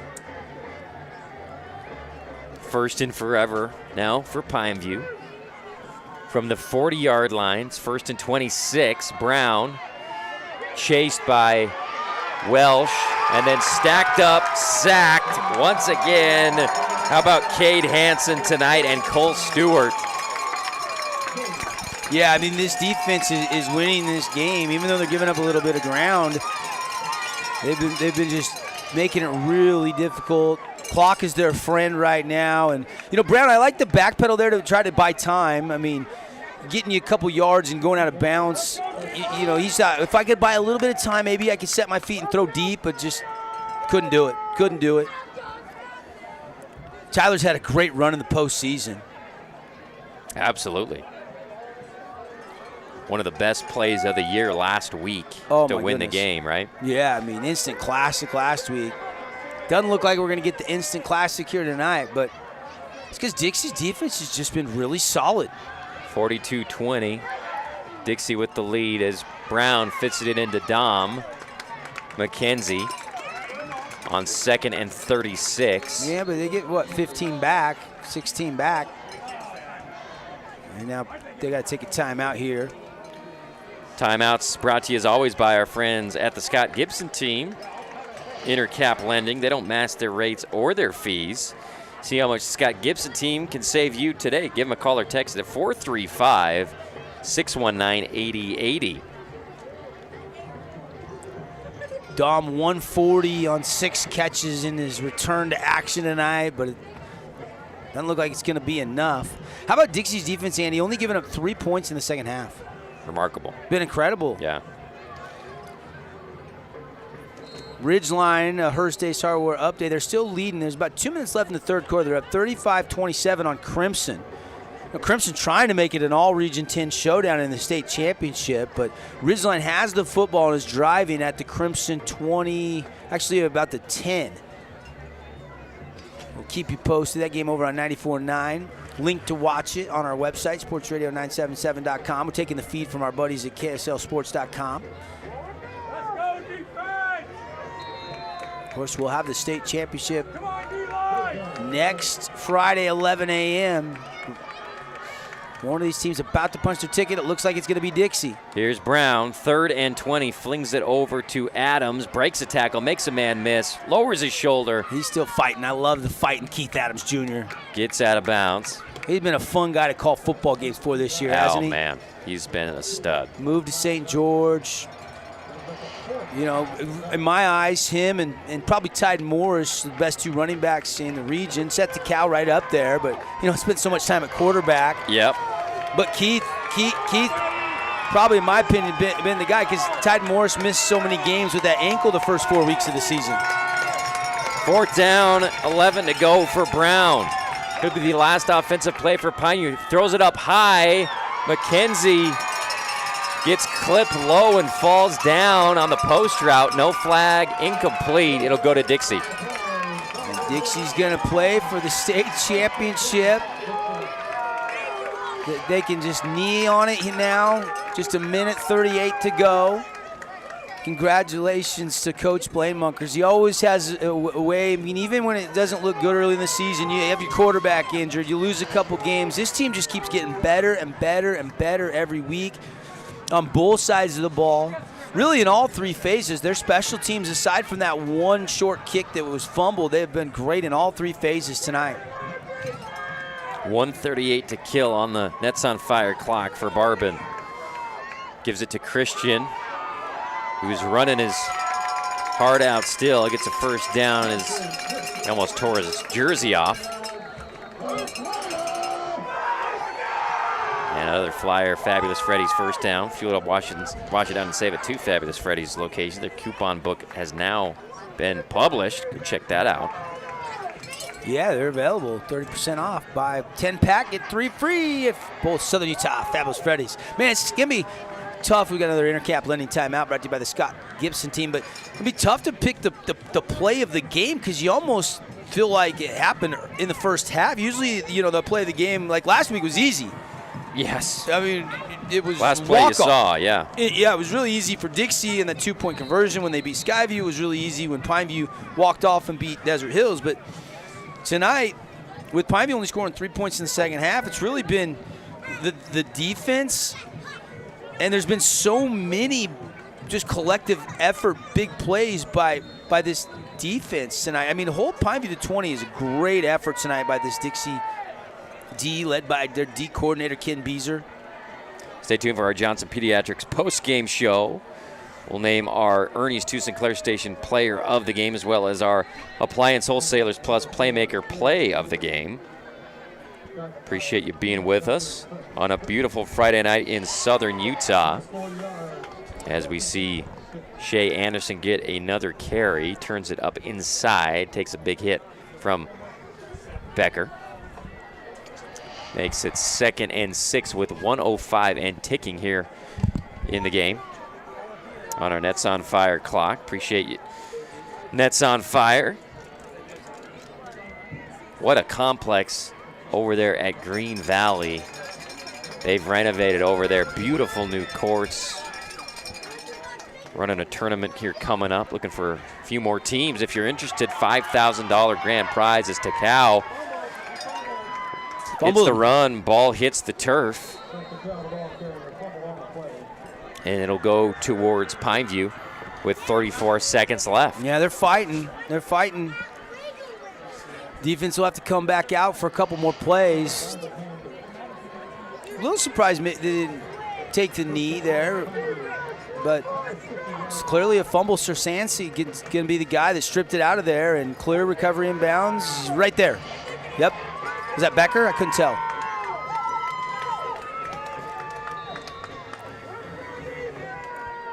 Coming up, the Johnson Pediatric Dentistry post-game show. Jacob Zimmerman's going to be down the field, try to get some reaction from the Flyers, the Panthers, coaches, players. This game pacing well ahead of that Ridgeline Crimson game. Dixie will send 3. They'll throw it outside to Dominic McKenzie, who breaks a couple tackles. It's nearly tackled from behind. He's still on his feet. And he don't want to go blow down. The whistle down. He does not want to go. Like one more TD, baby. I like that play, though. Just catch it and throw it out to him immediately, and he's going to do something with it. I can't wait to watch him at Virginia down the road. This kid's electric, man. I'm glad he got to come back and play one game with his brothers. Circle Black. They blow it dead there, but I don't think his knee hit. Yeah, I think once Aldridge got his hands on him, that's when the momentum was stopped. Now the crowd chanting something. What are the crowd chanting here, Andy? Yeah, I think they're saying we believe that we just won. Ridgeline has scored again.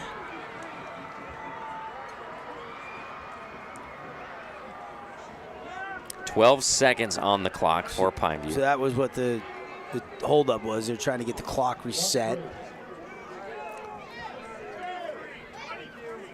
I think they got to put a little bit more time. There you go. They're saying 23 seconds, I believe. Ridgeline has scored. I didn't finish what I was saying. There's starting the fourth quarter at 42-27. Ridgeline is leading Crimson Cliffs. We'll see if they go to Dom again here on 1st and 10 as the clock ticks. Brown gonna run it and slide short of the first down. Kind of took a knee to the back of the head there, maybe inadvertently, but that'll do it. And yep, that's the game. Dixie's going to the state championship. Blaine Munkers has found a way. And I think Pineview saying we wanted a timeout there as soon as he went down. Maybe the game's not over. Yeah, they granted Pineview the timeout. You're right. There's going to be a couple seconds left. Not going to change the fact Dixie's going to the state championship, but might change the final score. Fighting to the end, both these crosstown rivals nobody was open. You got to give some credit to the secondary of Dixie. And Tyler Brown didn't have anything available and just had to tuck and run. 4 seconds is what they'll reset the clock to. So the celebration will have to wait for the Flyers. Once again, stay tuned for our Johnson Pediatric post-game show.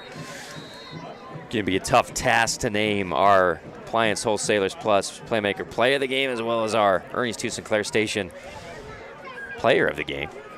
301 yards tonight for Pineview on the passing attack. 208 for the Flyers.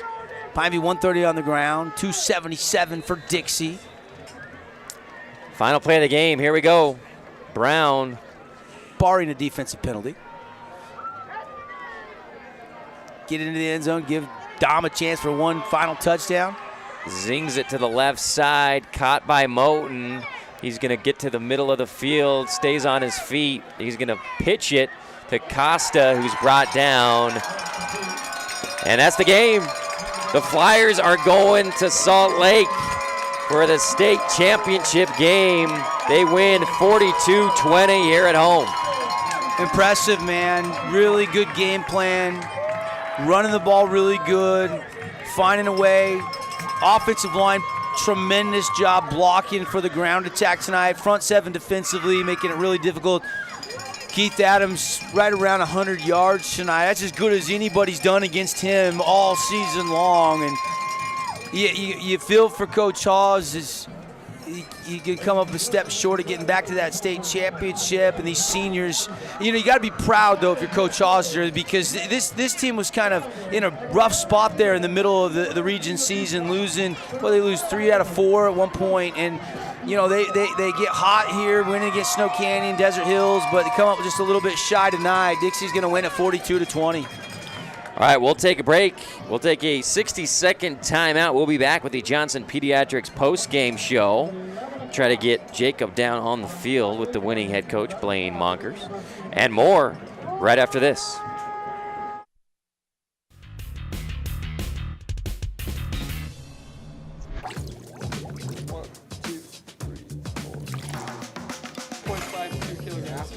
This graph is pretty close. Artemisia is all the sage brushes, but there's your needle and thread. Which one is this? Come down, perfect, right? Sodium carbonate.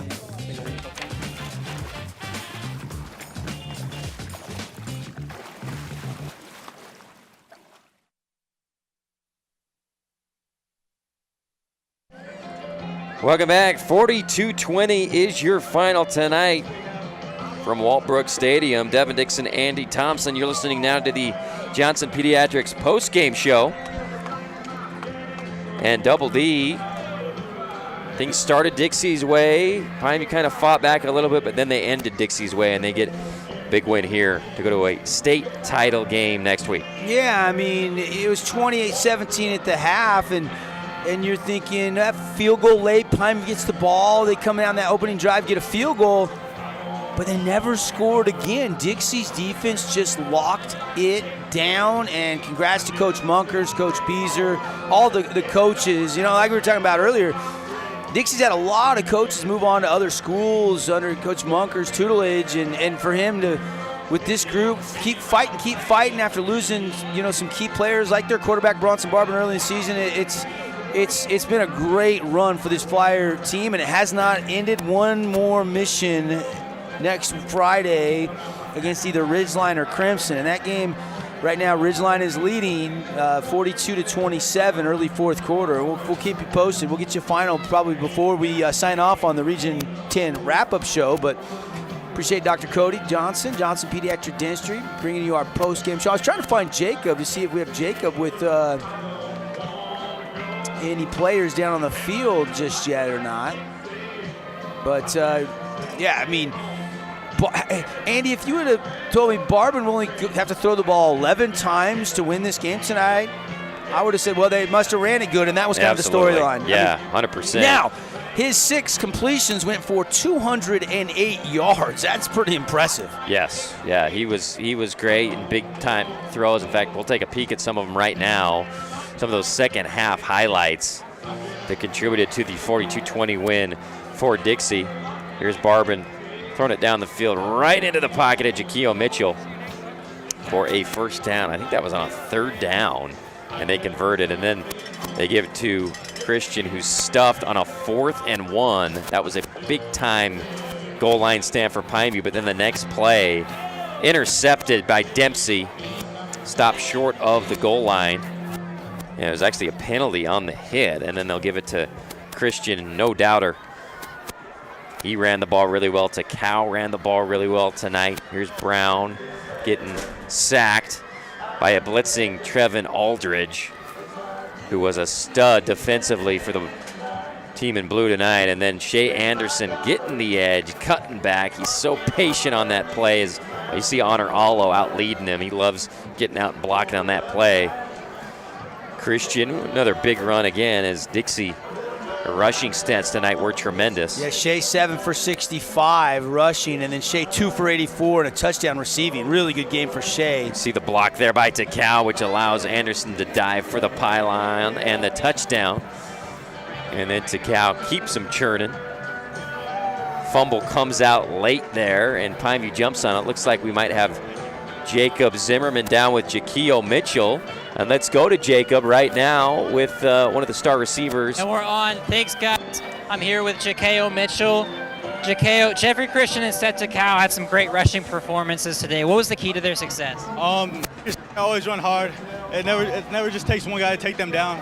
And they want it more than anyone else, I guess. What does it mean to this team to be now playing in the state championship game? It's a lot to us. We've worked so hard to get here. We started off the season rough, and then we haven't let up since. And we knew we didn't come this far just to come this far. Congratulations, Jaquio. Back to you guys. Thanks, Jacob. And what a season for Jaquio Mitchell. And, you know, offense, defense, shutdown corner. Had several big plays tonight for the Flyers. And we'll see if we can get some more interviews with Jacob down on the sidelines as Dixieland Delight plays here at Dixie High School. Looks like he might be able to get him with Bronson Barbin, the star quarterback tonight for the Flyers. As we preview or tease our player of the game tonight, brought to you by Ernie's 2 Sinclair Station. And we'll go back down to Jacob Zimmerman with Bronson Barbin, number 13. Go ahead, Jacob. Right now. Bronson, I'm here with you. Bronson, how does it feel to be playing in the state championship game next week? Oh, it's unbelievable. I can't believe it. We've worked so hard together as a team. Like, all the work we put in this offseason, it's just so awesome to see it finally paying off. Your defense held Pineview just 3 points in the second half. How'd they get it done? I mean, Coach Beezer puts up a great game plan every week, and, you know, they execute it very well. You know, I think we got one of the best defenses out here. So. Best of luck to you going forward. Back to you, Double D. Yeah. I mean, you know, you want your quarterback saying we got one of the best defenses out there, and they proved it tonight. I mean, again, tip of the hat, this Pineview offense, just so well coached. They overcome a lot of adversity just to get to this point. But, you know, Dixie set the tone early, and even when it was 28-17 and then 28-20, it was Dixie that just kept answering. Every time Pineview would score, Dixie would have an answer, and congratulations. Got to feel good for Coach Munkers. And winning never gets old, right? And it's always bittersweet when you're Region 10 head-to-head for us because we cover both these two teams. So congrats to Coach Hauser and Circle Black and all those kids. He does a great job of building memories for a lifetime and helping these kids turn into men. But, you know, getting to that state championship last year, that heartbreaking loss, and then their season ending here tonight. And, man, we'll see if it's Crimson or Ridgeline, but it doesn't matter who it is. I mean, if you go back to the Crimson-Dixie game in the regular season, it was 16-10, Dixie winning by 6 points. It was a heck of a game. And Ridgeline and Dixie obviously have not met this year. And so we'll see. There's still just under, I think, 10 or so minutes, maybe even a little less than that now up there. Do you have an update on that game, AT? Let's see. I don't. Last I saw it was 42-27. Is that what you're seeing? Yeah, but that's a little bit behind. Yeah. I lost my stream feed for a second there. But, again, you know, if you're Coach Munkers, you enjoy this. You let the kids enjoy it tonight. The coaching staff will get together with the kids, probably watch some film tomorrow.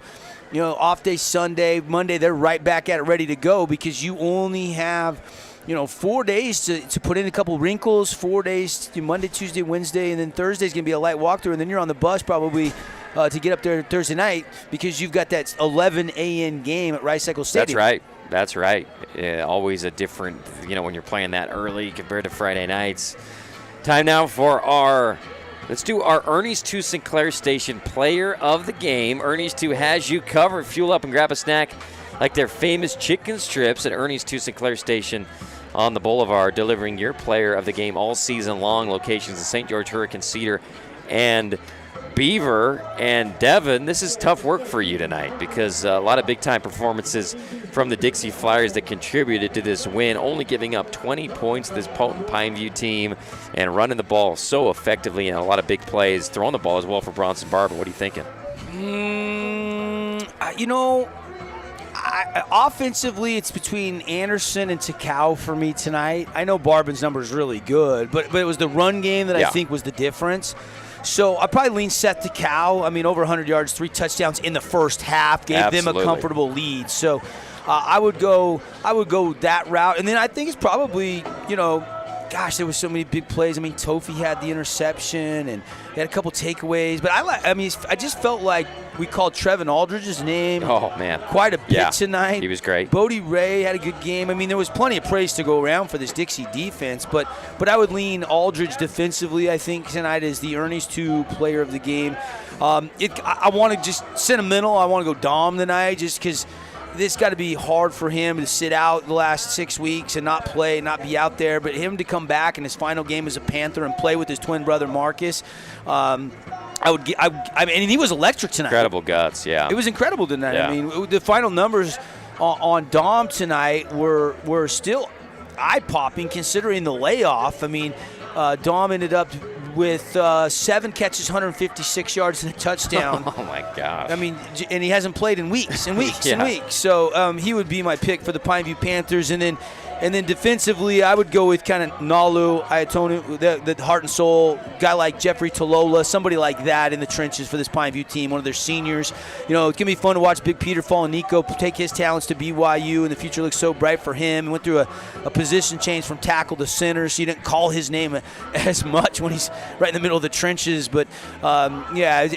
good senior group and fun season. Just comes up a little bit short tonight for the Pineview Panthers. Those are our players of the game, brought to you by Ernie's 2 Sinclair Station. Time now for our Appliance Wholesalers Plus Playmaker Play of the Game, Devin. It's easier than you think to buy direct and save at AWP. The number 1 playmakers in the appliance business, open to the public across the freeway from the Bloomington Market. What do you think? Tons of big plays tonight from Dixie. Yeah, here's the one I think it's got to be. Pineview gets the goal line stop, on that Jeffrey Christian run. Did he get in? Did he not? Ref said he didn't. Very next play, Dempsey picks it. That's the play of the game for me because instead of them keeping points off the board, driving 99 yards and scoring, the next play, Dempsey makes a great break on the ball. It was the second interception. Mao Tofi had one earlier. And I think at that point you kind of settle down if you're a Dixie fan. And I think from there on out, the defense took over. I'm going to go with that as our Appliance Wholesalers Plus Playmaker Play of the Game. Do you like it? I love it. And I think it was a pivotal play to kind of put one of the first nails in the coffin of Pineview this year. And we appreciate Appliance Wholesalers Plus. Check them out across the freeway from the Bloomington Walmart. Don't forget the Holbrook Asphalt Big Score dessert is on, courtesy of the Dixie Flyers. Head on down to Yogurtland and ask for your free Holbrook Asphalt Big Score dessert. 5 ounces of free premium frozen yogurt. First 5 ounces are free at Yogurtland, courtesy of our friends at Holbrook Asphalt. You've been listening to the Johnson Pediatrics post-game show. Give them a call at 628-0511 and ask for the new patient special. And it's looking more and more glim for Crimson. And he started to cut you off, but Ridgeline scored again. Crimson did score as well since our last update. It's 48-34, about 5 minutes left to go in that game. So 2-possession game, and not over yet. But if Ridgeline does indeed go on to win that game, they would get Dixie in the state championship next Friday, 11 a.m. at Rice Eccles Stadium, home of the Utes. Absolutely. Thanks to CEC, our awesome they've been staff awesome. all season long. Lucky to have the best crew. Standing applause for me. The country for high school sports. It's remarkable how great, how good we have it here in Southern Utah. And we appreciate all of our staff. Jacob, our sideline reporter, we'll have him helping us out on the wrap-up show tonight. We'll tie the... I'm going to go back down to the field. I'm going to let Jacob, you kind of host from up here. I'm going to go see if I can get, some interviews. Maybe Absolutely. Somebody from Pineview, somebody from Dixie. But that'll be radio only. So if you want more post-game, go tune in to ESPN 97.7 locally or sportsradio977.com. Just listen live on the website or download the mobile app, and you can listen on your phone as well if you want more coverage on this game. All right, we'll say good night to our TV audience. 42-20, Dixie beats Pineview, moves on to the state championship. We'll take a break on the radio side. We'll be back with the Region 10 Live wrap-up show built by Bucks Ace Hardware.